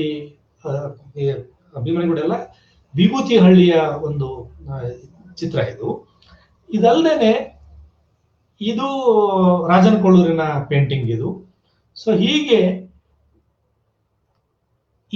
ಇಲ್ಲಿ ಮನುಷ್ಯರ ಚಿತ್ರಗಳನ್ನ ಬಿಡಿಸುವುದರ, ಅವರನ್ನು ದಾಖಲಿಸುವುದರ ಉದ್ದೇಶವೇ ಅವನೊಬ್ಬ ಆರ್ಕಿಯಾಲಜಿಸ್ಟ್ ಆಗಿ, ಅವನಿಗೊಂದು ಕಲಾವಿದನಾಗಿ ಅವನಿಗೆ ಪರ್ಸ್ಪೆಕ್ಟಿವ್ ನ ಅರಿವು ಇರುವ ಕಾರಣಕ್ಕಾಗಿ ಆ ಮನುಷ್ಯರ ಸೈಜ್ ನ ಇಟ್ಕೊಂಡು ಅವುಗಳ ಗಾತ್ರ ಎಷ್ಟು ದೊಡ್ಡದು ಅನ್ನೋದನ್ನ ರೆಕಾರ್ಡ್ ಮಾಡಬೇಕಾಗಿದೆ. ಮತ್ತು ಅದನ್ನ ಬಹಳ ಸರಳವಾದ ವಾಟರ್ ಕಲರ್ ಪೇಂಟಿಂಗ್ ಗಳಲ್ಲಿ ಇದನ್ನ ದಾಖಲಿಸಿದ್ದಾನೆ. ಅವನು ಜೇವರ್ಗಿನಲ್ಲಿ ಕೂಡ ಉತ್ಖನನ ಮಾಡಿದ್ದ. ಈಗಾಗಲೇ ಹೇಳಿದಾಗ ವಿಭೂತಿಹಳ್ಳಿ ಇದರಲ್ಲಿ ಮಾಡಿದ, ಜೇವರ್ಗಿನಲ್ಲಿ ಮಾಡಿದ ಉತ್ಖನನದಲ್ಲಿ ದೊರೆತ ಆಯುಧ ವಸ್ತುಗಳನ್ನ ಅವನು ಈ ತರದ ವಾಟರ್ ಕಲರ್ ಪೇಂಟಿಂಗ್ ಅನ್ನ ಬಳಸಿ ರೆಕಾರ್ಡ್ ಮಾಡಿದ್ದಾನೆ. ಸೊ ಫೋಟೋಗ್ರಫಿ ಇಲ್ಲದ ಅಥವಾ ಫೋಟೋಗ್ರಫಿ ಬರುವುದಕ್ಕಿಂತ ಸ್ವಲ್ಪ ಮುಂಚಿನ ಕಾಲಘಟ್ಟದಲ್ಲಿ ಟೇಲರ್ ಬರೆದ ಪೇಂಟಿಂಗ್ಗಳಿವು. ಆರ್ಟಿಫ್ಯಾಕ್ಟ್ಸ್, ಅವನಿಗೆ ದೊರೆತ ಆರ್ಟಿಫ್ಯಾಕ್ಟ್ಸ್ ಅನ್ನ ಅವನು ಇವುಗಳಲ್ಲಿ ದಾಖಲಿಸಿದ್ದಾನೆ. ಇದು ಕೂಡ ಆ ತರದ್ದೇ painting, water colour painting. So ರಿಯಲಿಸಮಿನ ಒಂದು ವಿಶೇಷ ಸಂಗತಿ ಇದರಲ್ಲಿ ನಮ್ಗೆ ನೋಡ್ಲಿಕ್ಕೆ ಸಿಗ್ತದೆ.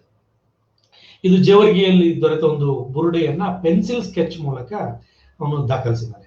ಅಂದ್ರೆ ವಾಟರ್ ಕಲರ್, ಪೆನ್ಸಿಲ್ ಸ್ಕೆಚ್, ಈ ತರ ವೈವಿಧ್ಯಮಯವಾದ ಆರ್ಟ್ ನ ಫಾರ್ಮ್ಗಳಲ್ಲಿ ಅವನಿಗೆ ಒಂದು ಗತಿ ಇತ್ತು ಅಂತ ಹೇಳ್ಬೇಕಾಗಿದೆ.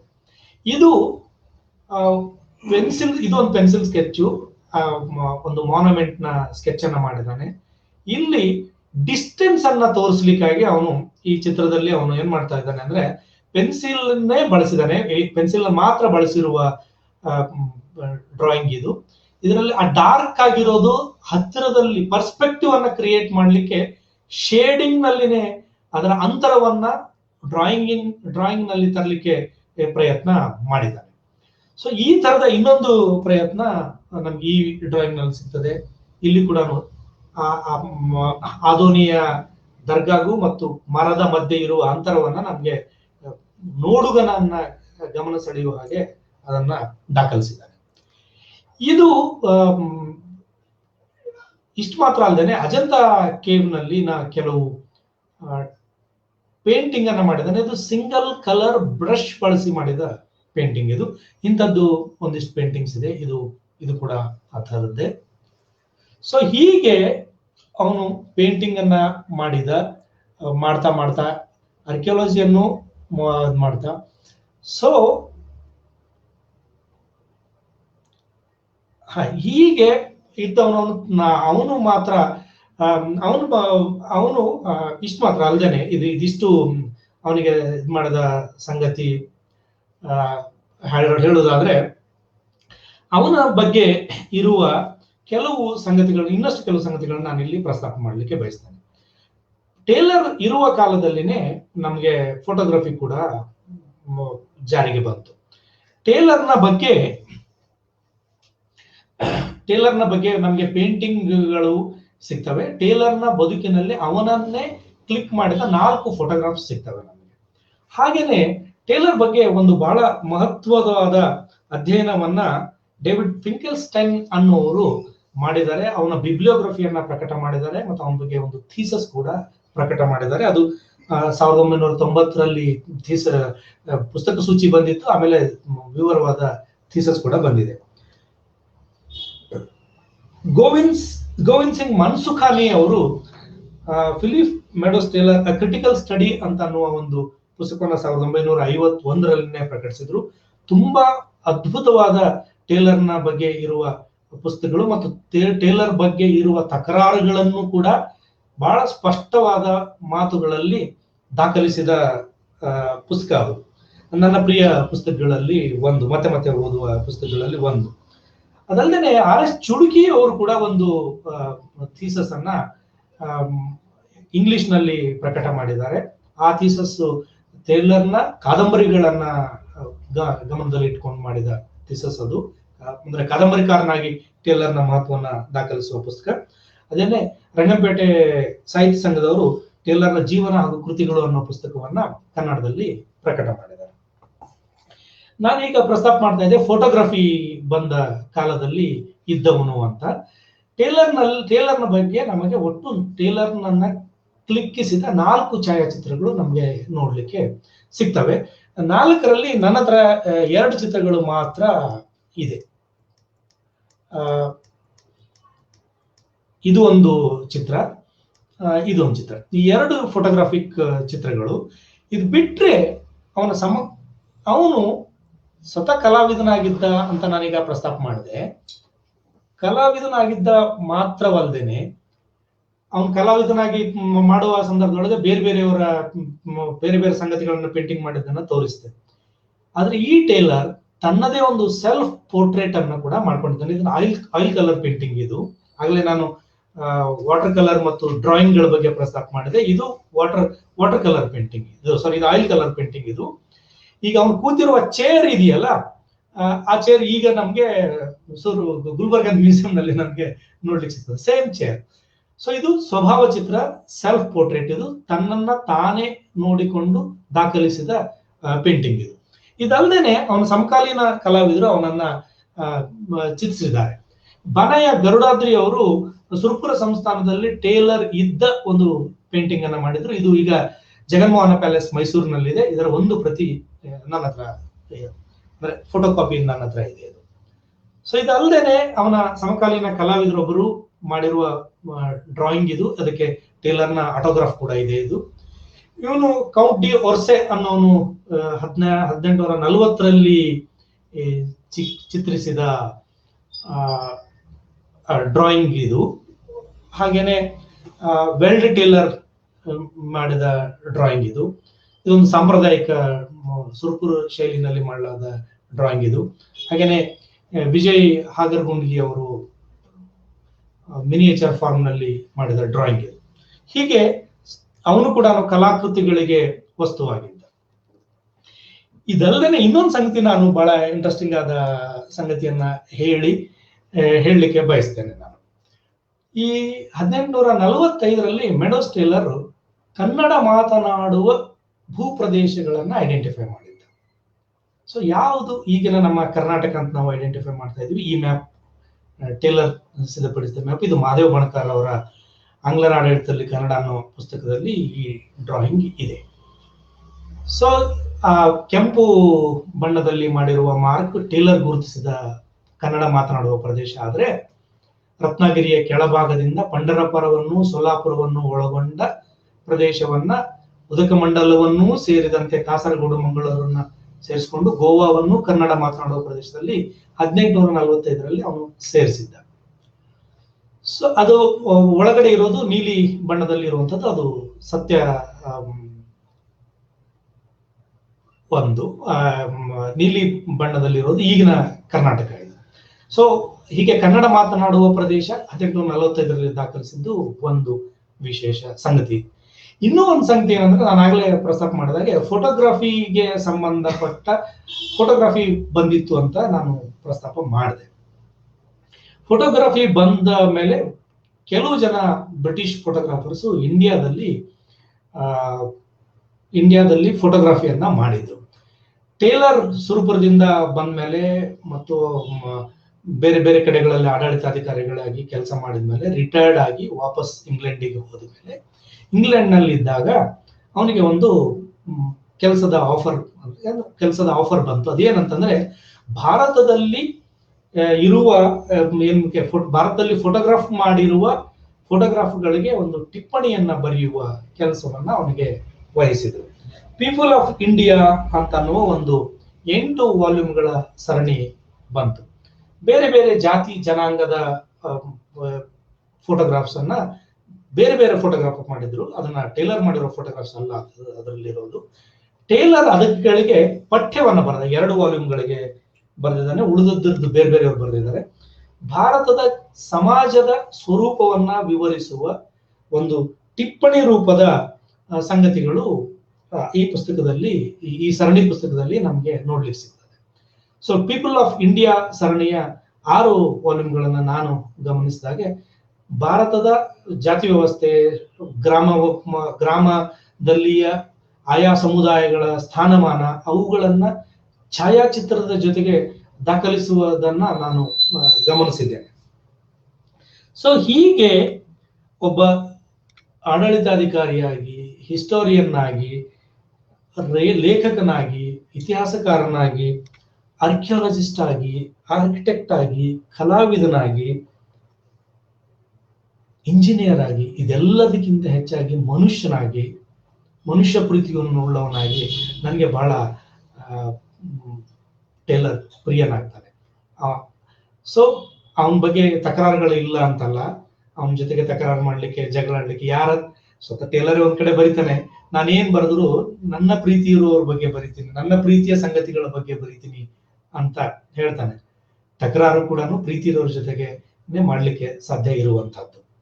ಹೀಗೆ ಇರುವಂತಹ ಟೇಲರ್ನ ಬಗ್ಗೆ ಇರುವ ಕೆಲವು ಆರೋಪಗಳು, ಕೆಲವು ಸಂಗತಿಗಳು ಇದಾವೆ. ನಾನಾಗ್ಲೇ ಪ್ರಸ್ತಾಪ ಮಾಡಿದ ಗೋವಿಂದ್ ಸಿಂಗ್ ಮನ್ಸುಖಾನಿ ಅವರ ಥೀಸಸ್ ನಲ್ಲಿ ಟೇಲರ್ ವೈಯಕ್ತಿಕ ಬದುಕಿನ ಬಗ್ಗೆ ಕೆಲವು ಸಂಗತಿಗಳನ್ನ ಅವರು ಪ್ರಸ್ತಾಪ ಮಾಡ್ತಾರೆ. ಟೇಲರ್ನ ಪತ್ನಿ ಲೂಸಿ ಅಂತ, ಮೇರಿ ಅಂತ ಅವಳನ್ನ ಐಡೆಂಟಿಫೈ ಮಾಡಿದ್ರು. ಅವಳು ಬಹಳ ಸಣ್ಣ ವಯಸ್ಸಿನಲ್ಲಿನೇ ತೀರ್ಕೊಂಡ್ಲು. ಅವಳ ಸಮಾಧಿ ಈಗಿನ ಲಿಂಗ್ಸೂರ್ನಲ್ಲಿ ಇದೆ. ಅದಾದ್ಮೇಲೆ ಅವನು ಮತ್ತೆ ಮದುವೆ ಆಗೋದ್ರ ಬಗ್ಗೆ ಗಮನ ಹರಿಸಲಿಲ್ಲ ಮತ್ತು ಅವನು ಒಂಟಿಯಾಗಿರ್ಲಿಕ್ಕೆ ನಿರ್ಧರಿಸಿದ ಅಂತ ಇದೆ.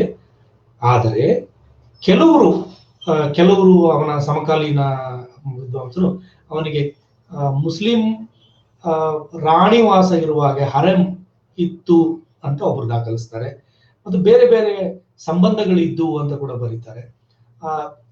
ಅದು ಈಗ ಎಷ್ಟು ಸತ್ಯ ಎಷ್ಟು ಸುಳ್ಳು ಅಂತ ಈಗ ನಾವು ಅದನ್ನ ನಿರ್ಧಾರ ಮಾಡ್ಲಿಕ್ಕೆ ಸಾಧ್ಯ ಇಲ್ಲದ ಸಂಗತಿ. ಬಟ್ ಆ ತರದ ಸಂಗತಿಗಳನ್ನ ಅವನ ಬಗ್ಗೆ ಸ್ಟ್ರೇ ಇನ್ಸಿಡೆಂಟ್ ಆಗಿ ಆದ್ರೂ ಕೂಡ ಏನು ಅಲ್ಲಿ ಅಂದ್ರೆ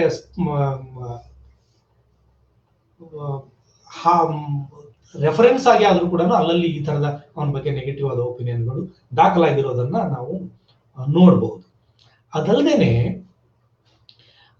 ಅವನ ಬಗ್ಗೆ ಇನ್ನೂ ಒಂದು ತಕರಾರು ಏನು ಅಂತಂದ್ರೆ, ಸುರಪುರದಲ್ಲಿ ಇರುವ ತಕರಾರು, ಇದ್ರ ಬಗ್ಗೆ ತುಂಬಾ ಚರ್ಚೆನೂ ಆಗಿದೆ.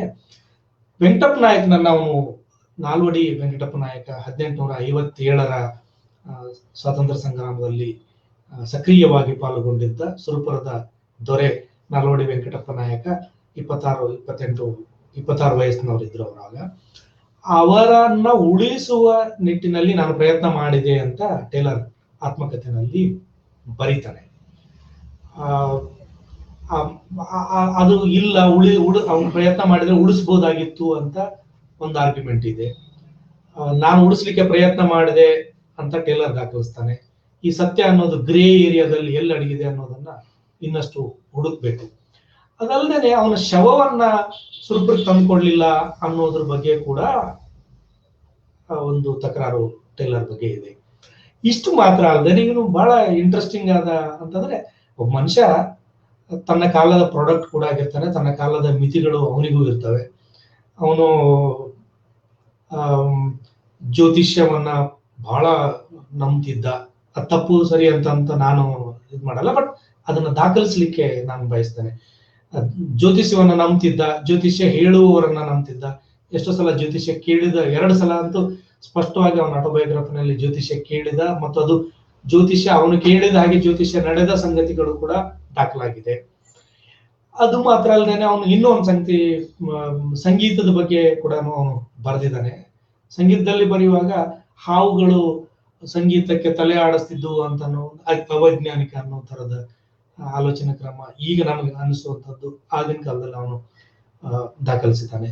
ಹೀಗೆ ಕೆಲವು ಮಿತಿಗಳು, ಕೊರತೆಗಳು, ಅಂದ್ರೆ ಯಾರು ಪರಿಪೂರ್ಣ ಅಂತ ಇರ್ಲಿಕ್ಕೆ ಸಾಧ್ಯ ಇಲ್ಲ. ಪರಿಪೂರ್ಣರನ್ನ ಎಲ್ಲಿಂದ ಹುಡುಕಿ ತರ್ಲಿಕ್ಕೆ ಸಾಧ್ಯ ಇದೆ? ಎಲ್ಲ ಕೊರತೆ ಮತ್ತು ಮಿತಿಗಳ ಮಧ್ಯೆ ಈ ಪ್ಲಸ್ ಮೈನಸ್ಗಳ ಲೆಕ್ಕಾಚಾರದಲ್ಲಿ ಕೊಟ್ಟದ್ದೇನು ಉಳಿದದ್ದೇನು ಅಂತ ಲೆಕ್ಕ ಮಾಡಿದಾಗ ಮೈನಸ್ ಪ್ಲಸ್ ಗಳನ್ನ ಗುಣಿಸಿ ಕಳೆದು ಕೂಡಿಸಿ ಎಲ್ಲ ತೆಗೆದ್ಮೇಲೆ ಅವನ ಒಳ್ಳೆಯತನ, ಪ್ರಾಮಾಣಿಕತೆ, ಅವನು ಬಯಸಿದ್ರೆ ಹಣ ಮಾಡ್ಬೋದಿತ್ತು, ಅಧಿಕಾರ ಚಲಾಯಿಸಬಹುದಿತ್ತು, ಏನನ್ನು ಮಾಡ್ಬೋದಿತ್ತು ಅವನು. ಆದ್ರೆ ಅವನು ಅದನ್ನು ಅಧಿಕಾರಕ್ಕೆ ಆಸೆ ಪಡದೆ, ಹಣಕ್ಕೆ ಆಸೆ ಪಡದೆ, ಪ್ರಾಮಾಣಿಕತೆ ಮತ್ತು ಒಳ್ಳೆಯತನ ಮತ್ತು ಜನರ ಬದುಕನ್ನ ಹಸನು ಮಾಡ್ಲಿಕ್ಕೆ ಮಾಡಿದ ಅವನ ಕೈಗೊಂಡ ಕ್ರಮಗಳು, ವಿಧಾಯಕ ಕ್ರಮಗಳು, ಆ ಎಲ್ಲ ಕಾರಣಗಳಿಗಾಗಿ ನನಗೆ ಅವನು ಪ್ರಿಯನಾಗ್ತಾನೆ. ಎಲ್ಲ ಇಷ್ಟು ಮಾತುಗಳನ್ನು ನಾನು ಸ್ಥೂಲವಾಗಿ ಟೇಲರ್ನ ಒಂದು ವ್ಯಕ್ತಿತ್ವವನ್ನ ಕಟ್ಟಿಕೊಳ್ಳುವ ಪ್ರಯತ್ನವನ್ನ ನಾನು ಇಲ್ಲಿ ಈ ಮಾತುಗಳಲ್ಲಿ ಮಾಡಿದ್ದೇನೆ. ಆದ್ರೆ ಒಂದು ನನ್ನ ಮಾತಿನ ಇದೇನಂದ್ರೆ ಇದೊಂಥರ ನರೇಟಿವ್ ತರ, ಕಥೆ ತರ ಮಾತಾಡೋದನ್ನು ನಾನು ಮಾತಾಡಿದ್ದೀನಿ, ವಿವರಗಳನ್ನೆಲ್ಲ ಇದು ಮಾಡಿದ್ದೇನೆ. ಇದು ಮುಂದೆ ಓದು ಟೇಲರ್ ಬಗ್ಗೆ ಕುತೂಹಲ ಬೆಳೆಸಲಿಕ್ಕೆ, ಹೆಚ್ಚಿಸ್ಲಿಕ್ಕೆ, ಅವನ ಬಗ್ಗೆ ತಿಳಿಲಿಕ್ಕೆ, ಅವನ ಬಗ್ಗೆ ತಕರಾರು ಮಾಡ್ಲಿಕ್ಕೆ, ಅವನ ಜೊತೆ ಜಗಳ ಮಾಡ್ಲಿಕ್ಕೆ, ಅವನ ಲೋಪಗಳನ್ನ ಮತ್ತು ಅವನ ಸ್ಟ್ರೆಂತ್ ಅಂಡ್ ವೀಕ್ನೆಸಸ್ ಎರಡನ್ನೂ ಹುಡುಕಿ ಮತ್ತಷ್ಟು ಹೊರಗೆ ಹಚ್ಚಿ ಇದು ಮಾಡುವ ನನ್ನ ಯಾನದ ಒಂದು ಹಂತ ಇದು. ಇದನ್ನ ಮತ್ತೊಬ್ರು ಇದೊಂಥರ ರಿಲೇ ತರ, ಈ ಬ್ಯಾಟನ್ ಅನ್ನ ಬೇರೆಯವ್ರು ತಗೊಂಡು ಹೋಗ್ಬೇಕು. ಮತ್ತು ಅವನನ್ನು ಬಹಳ ಹೊಗಳ್ಬೇಕಾಗಿಲ್ಲ, ತೆಗಳ್ಬೇಕಾಗಿಲ್ಲ, ಯಾರನ್ನು ಹೊಗಳಿ ಆರಾಧಿಸುವ ಅಗತ್ಯವೂ ಇಲ್ಲ, ಟೀಕೆ ಮಾಡಿ ಡಿಸ್ಕಾರ್ಡ್ ಮಾಡುವ ಅಗತ್ಯ ಇಲ್ಲ.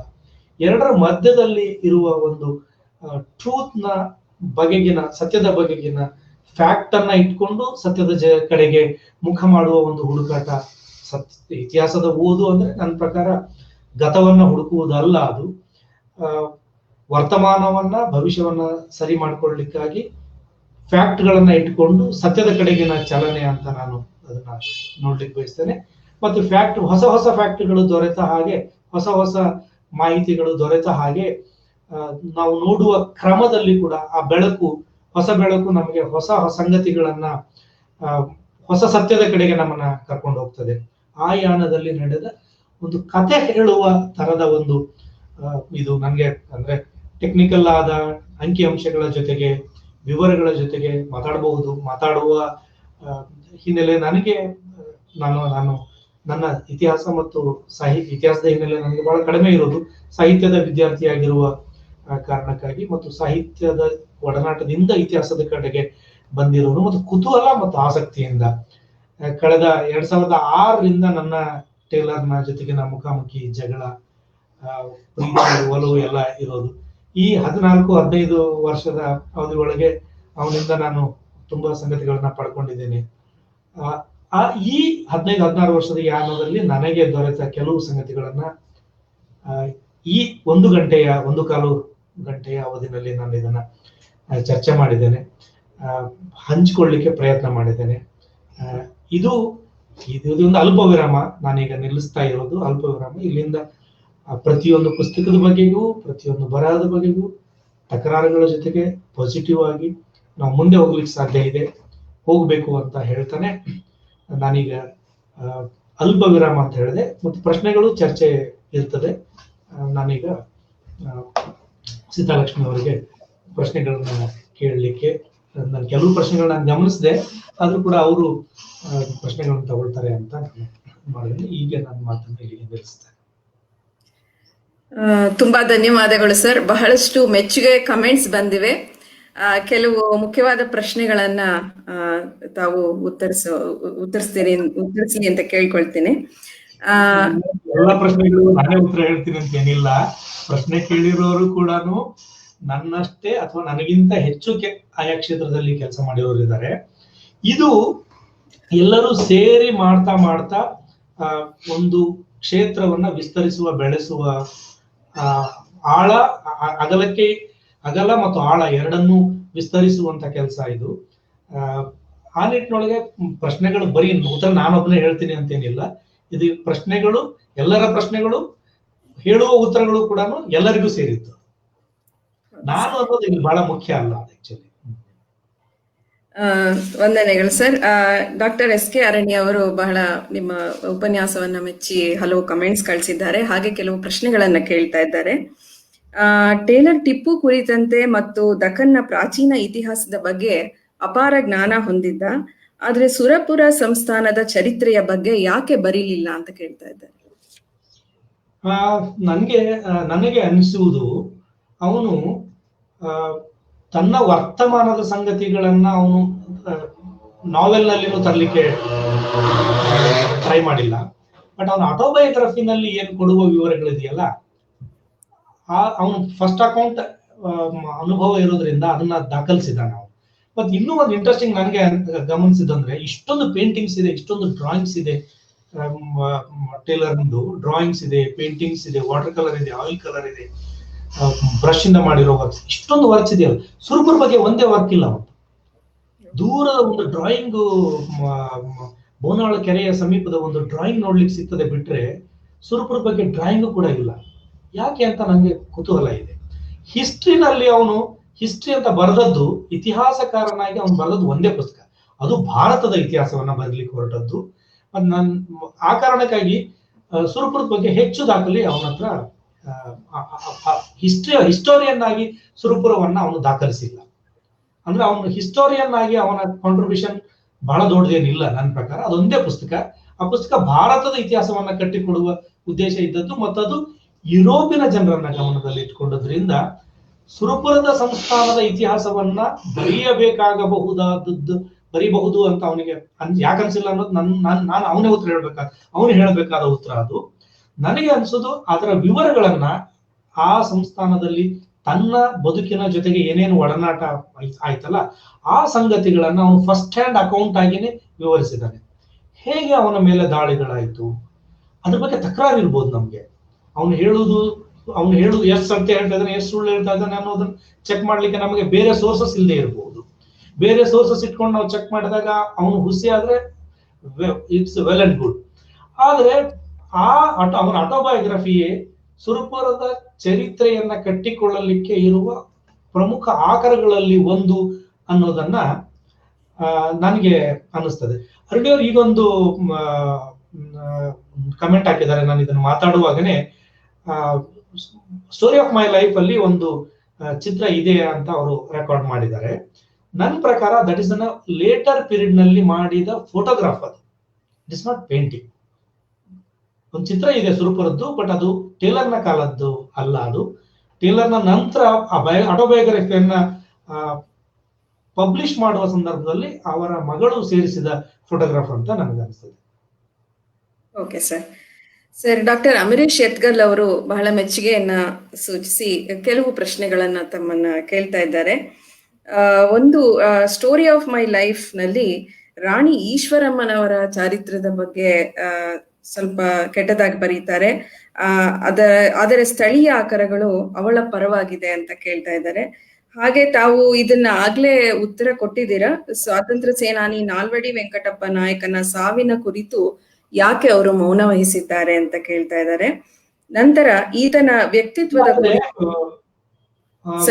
ವಹಿಸಿಲ್ಲ. ಅವರು ಆಟೋಬಯೋಗ್ರಫಿನಲ್ಲಿ ಹಿಂದಿನ ದಿನ ನಡೆದ ಸಂಗತಿಯನ್ನ ದಾಖಲಿಸಿದ್ದಾರೆ. ಅವರು ಹೇಗೆ ಅಂದ್ರೆ ವೆಂಕಟಪ್ಪ ನಾಯಕ ಸಾಯುವ ಹಿಂದಿನ ದಿನದ ಘಟನೆ ಸಂದರ್ಭಗಳಿಗೆ ಏನು ಅವರಿಬ್ಬರ ಮಧ್ಯೆ ಮಾತುಕತೆ ಆಯ್ತು ಅನ್ನುವ ಸಂಗತಿಯನ್ನ ಟೇಲರ್ ದಾಖಲಿಸಿದ್ದಾನೆ. ಒಂದು ಸಂಗತಿ. ನನ್ಗೇನಂದ್ರೆ ನನ್ಗೆ ಟೇಲರು ಅಷ್ಟೇ, ಸುರಪುರ ಸಂಸ್ಥಾನವು ಅಷ್ಟೇ ಒಂದು ನಿರ್ದಿಷ್ಟವಾದ ಅಂತರದಿಂದ ಎಲ್ಲವನ್ನು ನೋಡ್ಬೇಕು ಅನ್ನುವ ಮನುಷ್ಯ ನಾನು. ರಾಣಿ ಈಶ್ವರಮ್ಮನ ಬಗ್ಗೆ ಸಂಬಂಧಪಟ್ಟಂಗೆ ಅವನು ಹೇಳುವ ಸಂಗತಿಗಳು, ಅವನ ದಾಖಲೆಗಳು ಅಂತ ಅವನ ಪರ್ಸ್ಪೆಕ್ಟಿವ್ ನಲ್ಲಿ ನಾವು ನೋಡ್ಬೇಕಾಗ್ತದೆ. ಯಾವುದೇ ಒಂದು ಆಕಾರ ಇದಮಿತ್ತಂ ಅಂತ ಒಪ್ಲಿಕ್ಕೆ ಆಗಲ್ಲ. ಅದು ಟೇಲರ್ ಬರೆದಿದ್ದೇ ಆಗಿರಬಹುದು. ಅದೊಂದು ಸೋರ್ಸ್. ಹಲವು ಸೋರ್ಸ್ಗಳನ್ನ ಇಟ್ಕೊಂಡು ನಾನು ಆಗ್ಲೇ ಪ್ರಸ್ತಾಪ ಮಾಡಿದ ಹಾಗೆ ಹಲವು ಫ್ಯಾಕ್ಟ್ ಗಳನ್ನ ಇಟ್ಕೊಂಡು ಟ್ರೂತ್ ಕಡೆಗೆ ಚಲಿಸುವ ಕ್ರಮ ಇತಿಹಾಸದ ಬರವಣಿಗೆ ಅನ್ನೋದನ್ನೇ ಹಾಗೆ ಅಂತ ನಾನು ಅನ್ಕೊಂಡಿದ್ದೀನಿ. ಸೊ ಹೀಗೆ ಮಾಡುವಾಗ ಟೇಲರ್ನ ಆತ್ಮಕಥೆ ಅನ್ನೋದು ಒಂದು ಸೋರ್ಸ್. ಅದು ಬೇರೆ ಬೇರೆ ಆಕಾರಗಳು ಇದ್ರೆ ಅದನ್ನ ಇಟ್ಕೊಂಡು ಹೊಸ ನೇಯ್ಗೆಯನ್ನ ಮಾಡ್ಬೇಕಾಗಿರೋದು ನಮ್ಮ ಮುಂದಿರುವ ಕೆಲಸ. ಅದು ಟೇಲರ್ ಹುಸಿ ಅಂತಂದ್ರೆ ಹುಸಿ ಆಗಿರ್ತಾನೆ, ಅದ್ರಲ್ಲಿ ಏನಂತ ದೊಡ್ಡ ವಿಶೇಷ ಅಲ್ಲ. ನಾನು ಆಗ್ಲೇ ಹೇಳುವಾಗ ಅವನ ಕಾಲದ ಪ್ರಾಡಕ್ಟ್ ಆಗಿರೋದ್ರಿಂದ ಅವನ ಗ್ರಹಿಕೆಯ ದೋಷಗಳು ಕೂಡ ಅವನ ದೋಷಗಳೇ ಆಗಿರ್ತವೆ. ಅದನ್ನ ನಾವು ಅವನಿಗೇನು ಮಾರ್ಜಿನ್ ಕೊಡುವ ಅಗತ್ಯ ಇಲ್ಲ. ಆ ಕಾರಣಕ್ಕಾಗಿ ರಾಣಿ ಈಶ್ವರಮ್ಮನ ಬಗ್ಗೆ ಮಾತಾಡುವ ಸಂದರ್ಭದೊಳಗೆಲ್ಲ ಅವನು ಹೇಳಿದ್ ಮಾತ್ರ ಸತ್ಯ ಅಂತ ಒಪ್ಬೇಕಾದ ಜರೂರತ್ ಇಲ್ಲ ಅಂತ ನನ್ನ ನಿಲುವು. ಆದ್ರೆ ಕಂಟೆಂಪರರಿ ಸೋರ್ಸಸ್ ಅನ್ನು ಇಟ್ಕೊಂಡು ರಾಣಿ ಈಶ್ವರಮ್ಮನ ಕ್ಯಾರೆಕ್ಟರ್ ಅನ್ನ, ಪರ್ಸನಾಲಿಟಿಯನ್ನ ಕ್ಷಮಿಸ್ಬೇಕು, ಅವರ ಪರ್ಸನಾಲಿಟಿಯನ್ನ ನಾವು ಮತ್ತೆ ಪುನರ್ ಸೃಷ್ಟಿಸ್ಲಿಕ್ಕೆ ಸಾಧ್ಯ ಇದೆ ಅಂತ ಆದ್ರೆ ಇದು ಒಂದು ಸೋರ್ಸು. ಇದರ ನೆಗೆಟಿವ್ ಅಂಶಗಳನ್ನು ಯಾಕೆ ಅದನ್ನು ದಾಖಲಿಸಿದ ಅನ್ನೋದನ್ನ ಯಾರಾದ್ರೂ ಸೇರಿಸಿ ಬರಿಬಹುದು. ಬರೆಯುವ ಪ್ರಯತ್ನನೂ ಮಾಡಿದ್ದಾರೆ, ಬರೆದಿದ್ದಾರೆ ಕೂಡ. ಕೊನೆಯ ದಿನಗಳ ಬಗ್ಗೆ ಕೂಡ ಬರೆದಿದ್ದಾರೆ. ಹಾಗಾಗಿ ಟೇಲರ್ ಬಗ್ಗೆ ಇರುವ ತಕರಾರುಗಳು ಏನಿದೆಯಲ್ಲ, ಆ ತಕರಾರುಗಳಿಗೆ ಟೇಲರ್ ಉತ್ತರ ಕೊಡಬೇಕಾದ ಸಂಗತಿಗಳು ಬಹಳಷ್ಟು ಇರ್ತವೆ. ಅವು ನಾನು ನನ್ನ ಓದಿನ ಮಿತಿನಲ್ಲಿ, ನನ್ನ ರೀಡಿಂಗ್ ನ ಹಿನ್ನೆಲೆ ನಾನು ಹೇಳ್ತೇನೆ. ಸರ್, ಅವರದ್ದೇ ಇನ್ನೊಂದು ಪ್ರಶ್ನೆ. ಈತನ ವ್ಯಕ್ತಿತ್ವದ ಕುರಿತು ಅಂದಿನ ಸಮಕಾಲೀನ ಕೃತಿಗಳಲ್ಲಿ ಏನಾದ್ರೂ ಮಾಹಿತಿ ಇದೆಯಾ ಅಂತ ಹೇಳಿ. ಅವನು ಸಮಕಾಲೀನ ಕೃತಿಗಳಲ್ಲೆಲ್ಲ ಅವನ ಬಗ್ಗೆ ಪಾಸಿಟಿವ್ ಆದ ಒಪಿನಿಯನ್ ಇದೆ. ಅವನು ಸಮಕಾಲೀನ ಅಂತಂದ್ರೆ ಬಹುತೇಕ ಬರೆದವರೆಲ್ಲ ಯುರೋಪಿನ ರೈಟರ್ಸ್ ಅವನ ಬಗ್ಗೆ ಬರೆದದ್ದು. ಅವರೆಲ್ಲರೂ ಪಾಸಿಟಿವ್ ಆದ ಒಪಿನಿಯನ್ ಬರೆದಿದ್ದಾರೆ ಅವನ ಬಗ್ಗೆ. ಅವನನ್ನ ಭಾರತದ ಮಿತ್ರ ಅಂತಾನೆ ನೋಡ್ಲಿಕ್ಕೆ ಬಯಸ್ತಾರೆ. ಅವನು ಸ್ಟೂಡೆಂಟ್ ಮ್ಯಾನ್ಯುಯಲ್ ಆಫ್ ಇಂಡಿಯನ್ ಹಿಸ್ಟ್ರಿನಲ್ಲಿ ಬರೆದ ಒಂದು ಪ್ಯಾರ ನಾನು ಓದಿದ್ರೆ ಭಾರತದ ಬಗ್ಗೆ ಅವನ ನಿಲುವು ಏನಾಗಿತ್ತು ಅಂತ ಅನ್ನೋದು ನಮ್ಗೆ ಗೊತ್ತಾಗ್ತದೆ. ಅದನ್ನ ಇಂಗ್ಲಿಷ್ ನಲ್ಲಿ ಇದೆ, ಇಂಗ್ಲಿಷ್ ನಲ್ಲೇನೋ ಓದ್ಬಿಡ್ತಾನೆ ಅಂತ ಕಷ್ಟದ ಇಂಗ್ಲಿಷ್ ಏನಲ್ಲ ಅವನ English. I pray my readers not to allow any difference of belief or race or color to prejudice them, and to believe as this history will, I trust, prove to them, that India has produced men as great and memorable in many respects as those of Western nations. When Europe, now so highly civilized, was kept in the darkest gloom of barbarism and ignorance, India was the seat of intellectual sciences. Its philosophers ranked with the Greeks. Its people produced the most beautiful and delicate manufactures. And the records of their social polity exhibits the existence of elaborate codes of law and diplomacy, with the provisions for mutual security and protection of property, to which the nations of the West were long strangers. If, under the direction of the divine providence, we English have gripped the bounds of early Indian progress, the people are not less entitled to our administration and sympathy for what they have preserved.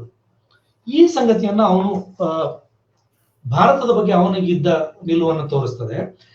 ಮನ್ಸುಖಾನಿ ಪುಸ್ತಕ ನಾನು ಓದಿರುವ Taylor ಬಗ್ಗೆ ಇರುವ, ನಾನಾಗ್ಲೇ ಹೇಳಿದ 2 side ಅನ್ನ ವಿವರಿಸುವಂತ ಪುಸ್ತಕ 1952ರಲ್ಲಿ ಪ್ರಕಟ ಆಗಿದೆ. GS Amur ಅವರು ಕನ್ನಡದಲ್ಲಿ ಕೂಡ ಟೇಲರ್ ಬಗ್ಗೆ ಬರೆದಿದ್ದಾರೆ. ಸೂರ್ನಾಥ್ ಕಾಮತ್ ಬರೆದಿದ್ದಾರೆ ಕನ್ನಡದಲ್ಲಿ ಬರೆದಿರುವ ಅಲ್ಲಿ ಬರಹಗಳು ಟೇಲರ್ನ ಗಮನದಲ್ಲಿ ಇಟ್ಕೊಂಡು. ಟೇಲರ್ 200 ವರ್ಷ ಆದಾಗ ಸೆಮಿನಾರ್ ಆದ ಸಂದರ್ಭಗಳು ಕೂಡ ಅವರಿಬ್ರು ಬರೆದಿದ್ರು. ಇಂಗ್ಲಿಷ್ ನಲ್ಲಿ ಟೇಲರ್ನ ಕಾದಂಬರಿಗಳ ಮಹತ್ವದ ಕುರಿತು ಅಮೂರ್ ಕೂಡ ಬರೆದಿದ್ದಾರೆ. ಮತ್ತು ವಿಕ್ಟೋರಿಯನ್ ಕಾದಂಬರಿಗಳ ಬಗ್ಗೆ ಕೂಡ ಬರೆದಿದ್ದಾರೆ. ವಿಕ್ಟೋರಿಯನ್ ಲೇಖಕರ ಪೈಕಿ ಅವನನ್ನ ಬಹಳ ಮಹತ್ವದ ಲೇಖಕ, ಕಡೆಗಣಿಸಲಾಗದ ಭಾರತದ ಬದುಕನ್ನ ಕಟ್ಟಿಕೊಟ್ಟ ಕಾದಂಬರಿಕಾರ ಅಂತ ಅವನನ್ನ ಗುರುತಿಸ್ತಾರೆ. ಧನ್ಯವಾದಗಳು ಸರ್. ಗೀತಾಚಾರ್ಯ ನಾರಾಯಣ ಶರ್ಮಾ ಅವರು ಒಂದು ಪ್ರಶ್ನೆ ಕೇಳ್ತಾ ಇದ್ದಾರೆ. ಸುರಪುರದ ದೇವಾಲಯದ ಅರ್ಚಕರ ವಂಶದಲ್ಲಿ ಕೇಶವಾರ್ಯನ ಮಗ ಲೋಕಯ್ಯ ಎಂಬುವನು ಸುರಪುರದ ಚರಿತ್ರೆ ಬರೆದಿದ್ದಾನೆ. ಅದನ್ನು ಆಧರಿಸಿಯೇ ಕಪಡರಾಳರ ಮತ್ತು ಕೃಷ್ಣಮಾಚಾರ್ಯರ ಕೃತಿಗಳಿವೆ. ಲೋಕಯ್ಯನ ಕೃತಿಯಲ್ಲಿ ಕೇಶವಾರ್ಯರ ಕೀರ್ತನೆಗಳ ಸುಳುಹು ಇದೆ. ಈ ಬಗ್ಗೆ ಟೇಲರ್ನ ಕೃತಿಗಳಲ್ಲಿ ಏನಾದರೂ ಮಾಹಿತಿ ಇದೆಯಾ ಅಂತ ಕೇಳ್ತಾರೆ. ನನಗೆ ಗೊತ್ತಿದ್ದಂಗೆ ಇಲ್ಲ.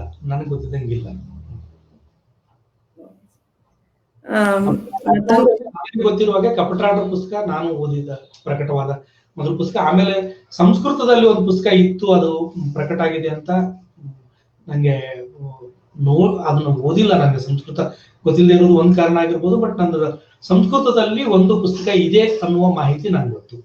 ಅದಕ್ಕೂ ಟೇಲರ್ ನಲ್ಲಿ ಏನಾದ್ರು ಇದೆಯಾ ಅಂತ ಇಲ್ಲ. ಬಟ್ ಕಪಟರಾಳರ ಪುಸ್ತಕದಲ್ಲಿ ಕೂಡ ಟೇಲರ್ನ ಬಗ್ಗೆ, ಟೇಲರ್ನ 2 ಬಗೆಯ ಅಂದ್ರೆ ಪಾಸಿಟಿವ್ ಆದ ನೆಗೆಟಿವ್ ವ್ಯಕ್ತಿತ್ವವನ್ನ ಚಿತ್ರಿಸಲಿಕ್ಕೆ ಕಪಟರಾಳರು ಪ್ರಯತ್ನ ಮಾಡಿದ್ದಾರೆ.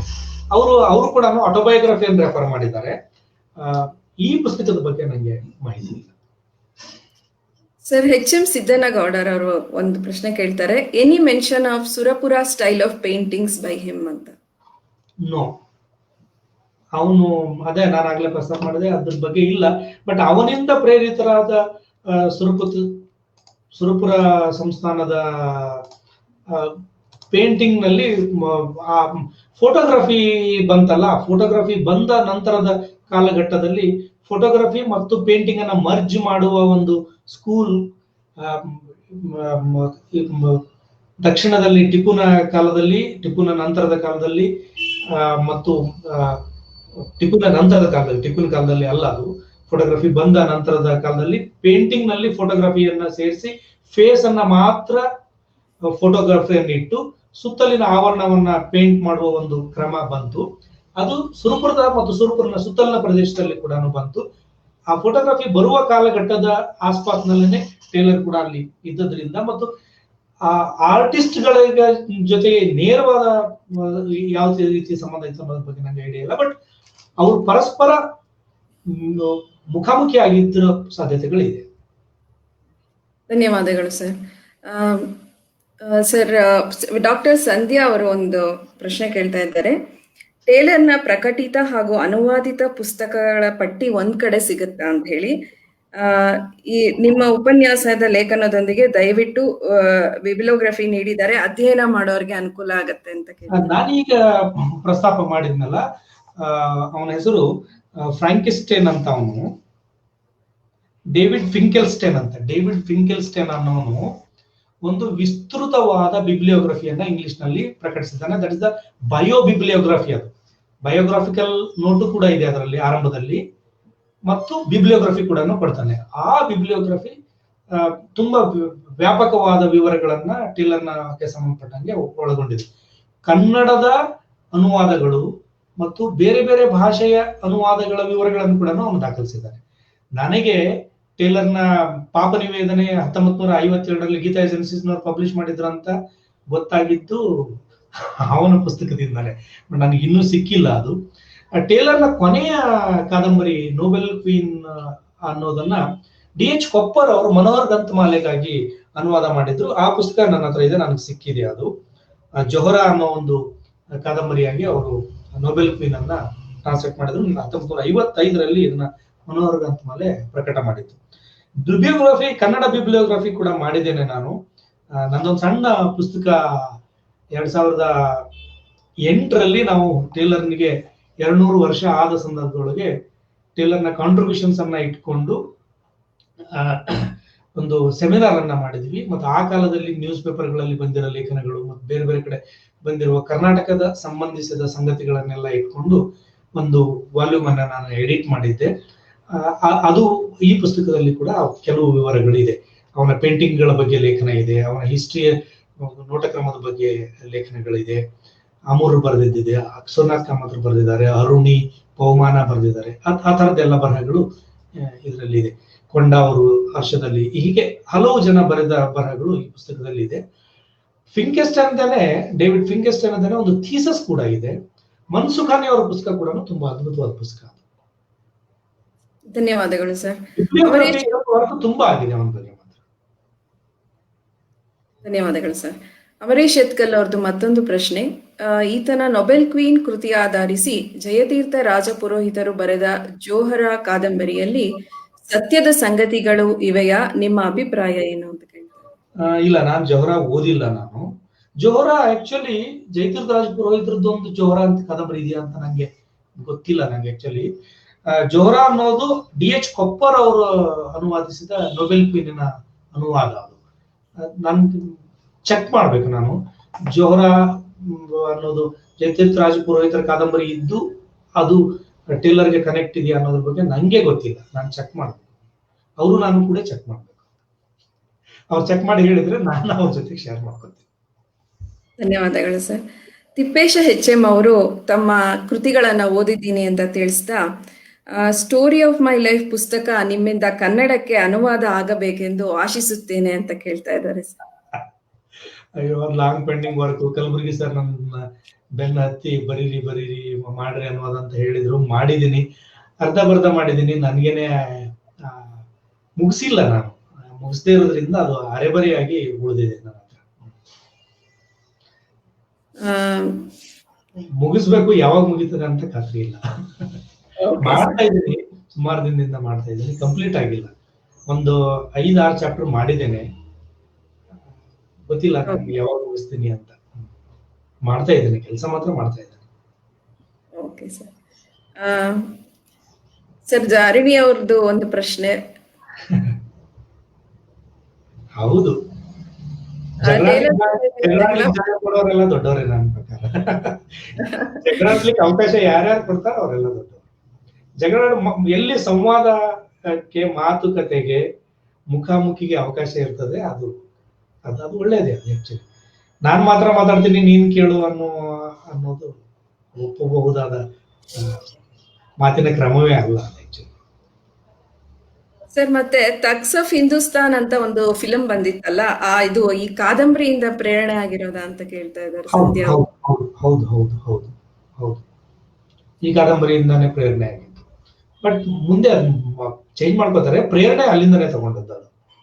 ಅದು ತುಂಬಾ ಒಂದು ಕಾಲಘಟ್ಟದ ಬರವಣಿಗೆಯನ್ನೇ ಪ್ರಭಾವಿಸಿದ ಮಹತ್ವದ ಕೃತಿ ಅದು. ಅದ ಅವನು ನಂಗೆ ಆಕ್ಚುಲಿ ಶುರು ಮಾಡಿದಾಗಂತೂ ಈ ಕಾದಂಬರಿ ಬರ್ದವನು, ಆರ್ಕಿಟೆಕ್ಚರ್ ಬಗ್ಗೆ ಬರ್ದವನು, ಆರ್ಕಿಯಾಲಜಿಸ್ಟು, ಇಂಜಿನಿಯರ್, ಇವರೆಲ್ಲ ಒಬ್ಬನೇ ಅಂತಾನೆ ಇರ್ಬೋದು ಅಂತ ನಂಗೆ ಅನುಮಾನ ಇತ್ತು. ಎಲ್ಲ ಬೇರೆ ಬೇರೆ ಇರೋರು. ಟೇಲರ್ ಅನ್ನೋದೊಂದು ಅಡ್ಡ ಹೆಸರಾಗಿರೋದ್ರಿಂದ, ಸರ್ನೇಮ್ ಆಗಿರೋದ್ರಿಂದ ಇದೆಲ್ಲ ಬೇರೆ ಬೇರೆಯವ್ರು ಮಾಡಿರೋ ಕೆಲಸ ಅಂತ ಅನ್ಕೊಂಡಿದ್ದೆ ನಾನು. ಅವನ್ನೆಲ್ಲ ಒಬ್ಬನೇ, ಮತ್ತೆ ಇವನು ಸುರ್ಪುರದವನು, ನಮ್ಮ ಊರಿನ ಪಕ್ಕದವನು, ಅಲ್ಲೇ ಬಂದಿದ್ದವನು ಅಂತ ಆಮೇಲೆ ಗೊತ್ತಾಗಿದ್ದು ನಂಗೆ. ಎಷ್ಟೋ ಒಂದು 2-3 ವರ್ಷ ಆದ್ಮೇಲೆ ಗೊತ್ತಾಗಿದ್ದು. ಎಲ್ಲ ಸಪ್ರೇಟ್ ಮಾಡಿ ಆಮೇಲೆ ಜೋಡಿಸ್ಕೊಂಡಿದ್ದು ನಾನು. ಸರ್, ಮತ್ತಷ್ಟು ಕೆಲವು ಪ್ರಶ್ನೆಗಳು ಮತ್ತು ಬಹಳಷ್ಟು ಮೆಚ್ಚುಗೆ ಕಮೆಂಟ್ಸ್ ತಾವು ದಯವಿಟ್ಟು ನಮ್ಮ ಫೇಸ್ಬುಕ್ ಪುಟದಲ್ಲಿ ನಂತರ ನೋಡ್ಬೇಕು ಅಂತ ಕೇಳ್ಕೊಳ್ತೇನೆ. ಇಷ್ಟು ಹೊತ್ತು ಮೆಡೋಸ್ ಟೇಲರ್ ಅವರ ಬಹುಮುಖ ಪ್ರತಿಭೆ, ವ್ಯಕ್ತಿತ್ವ ಮತ್ತು ಅವರ ಕೊಡುಗೆಗಳ ಬಗ್ಗೆ ಸವಿಸ್ತಾರವಾಗಿ ತಿಳಿಸಿಕೊಟ್ಟ ನಿಮಗೆ ಕರ್ನಾಟಕ ಇತಿಹಾಸ ಅಕಾಡೆಮಿಯ ಪರವಾಗಿ ಹೃತ್ಪೂರ್ವಕ ಧನ್ಯವಾದಗಳನ್ನ ತಿಳಿಸ್ತೇನೆ ಸರ್. ಮುಂದಿನ ವಾರದ ಉಪನ್ಯಾಸವನ್ನ ಡಾಕ್ಟರ್ ಕೃಷ್ಣ ಕೋಲ್ಹಾರ ಕುಲಕರ್ಣಿ ಅವರು ನಡೆಸಿಕೊಡಲಿದ್ದಾರೆ. ರಾಜ ಪುರೋಹಿತ್ ಇವರ ಬಗ್ಗೆ ಅವರು ಮಾತನಾಡಲಿದ್ದಾರೆ. ಇಷ್ಟು ಹೊತ್ತು ಕಾರ್ಯಕ್ರಮದಲ್ಲಿ ಭಾಗವಹಿಸಿ ಅನೇಕ ಪ್ರಶ್ನೆಗಳನ್ನು ಕೇಳಿ ಮೆಚ್ಚುಗೆಯನ್ನು ಸೂಚಿಸಿದ ಎಲ್ಲಾ ಶ್ರೋತೃಗಳಿಗೂ, ವೀಕ್ಷಕರಿಗೂ ಕರ್ನಾಟಕ ಇತಿಹಾಸ ಅಕಾಡೆಮಿಯ ಪರವಾಗಿ ವಂದನೆಗಳು. ಕಾರ್ಯಕ್ರಮವನ್ನ ಮುಗಿಸುತ್ತಿದ್ದೇವೆ. ನಮಸ್ಕಾರ. ನಾನು ಒಂದ್ ಮಾತು ಹೇಳ್ತೇನೆ. ನಾನೇನು ಹಿಸ್ಟೋರಿಯನ್ ಅಲ್ಲ. ನಾನು ಇತಿಹಾಸವನ್ನ ಆಸಕ್ತಿ, ಕುತೂಹಲದಿಂದ ಬದುಕನ್ನ ಅರ್ಥ ಮಾಡಿಕೊಳ್ಳುವ ನ ಪ್ರಕ್ರಿಯೆ ಭಾಗವಾಗಿ ಇತಿಹಾಸವನ್ನ ಓದ್ತಾ ಬಂದವನು. ಯಾವುದೇ ಅಧಿಕೃತವಾದ ಇತಿಹಾಸದ ಪ್ಲಾಟ್ಫಾರ್ಮ್ ನಲ್ಲಿ ಮಾತಾಡಿದ ಅನುಭವ ಇಲ್ಲ ನಂಗೆ.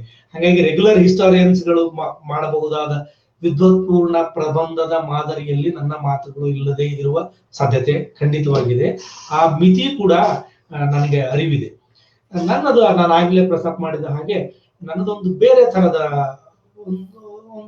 ಸಹೃದಯ ಸೌಜನ್ಯದ ಓದಿನ ಮೂಲಕ ಎಂಟರ್ ಆಗುವ ಇತಿಹಾಸವನ್ನು ನೋಡುವ ಕ್ರಮ ನಂದು. ಇದಕ್ಕೆ ಮಿತಿಗಳಿದಾವೆ ಅಂತ ಅನ್ನೋದನ್ನ ನಾನು ಹೋಗ್ತೇನೆ. ಇಂಥ ಮಿತಿಗಳು ಇರಬಹುದಾದ ಮಾತುಗಳನ್ನ ಆಡ್ಲಿಕ್ಕೆ ಇತಿಹಾಸ ಅಕಾಡೆಮಿಯಿಂದ ನನಗೆ ಮಾತಾಡ್ಲಿಕ್ಕೆ ಅವಕಾಶ ಮಾಡಿಕೊಟ್ಟಿದ್ದಕ್ಕೆ ನಾನು ಕೃತಜ್ಞತೆಗಳನ್ನು ಹೇಳ್ತೇನೆ ಮತ್ತು ನನಗೆ ಇದೊಂದು ಆನರ್ ಅಂತ ನಾನು ಭಾವಿಸ್ತೇನೆ. ನಮಸ್ಕಾರ. ನಮಸ್ಕಾರ ಸರ್.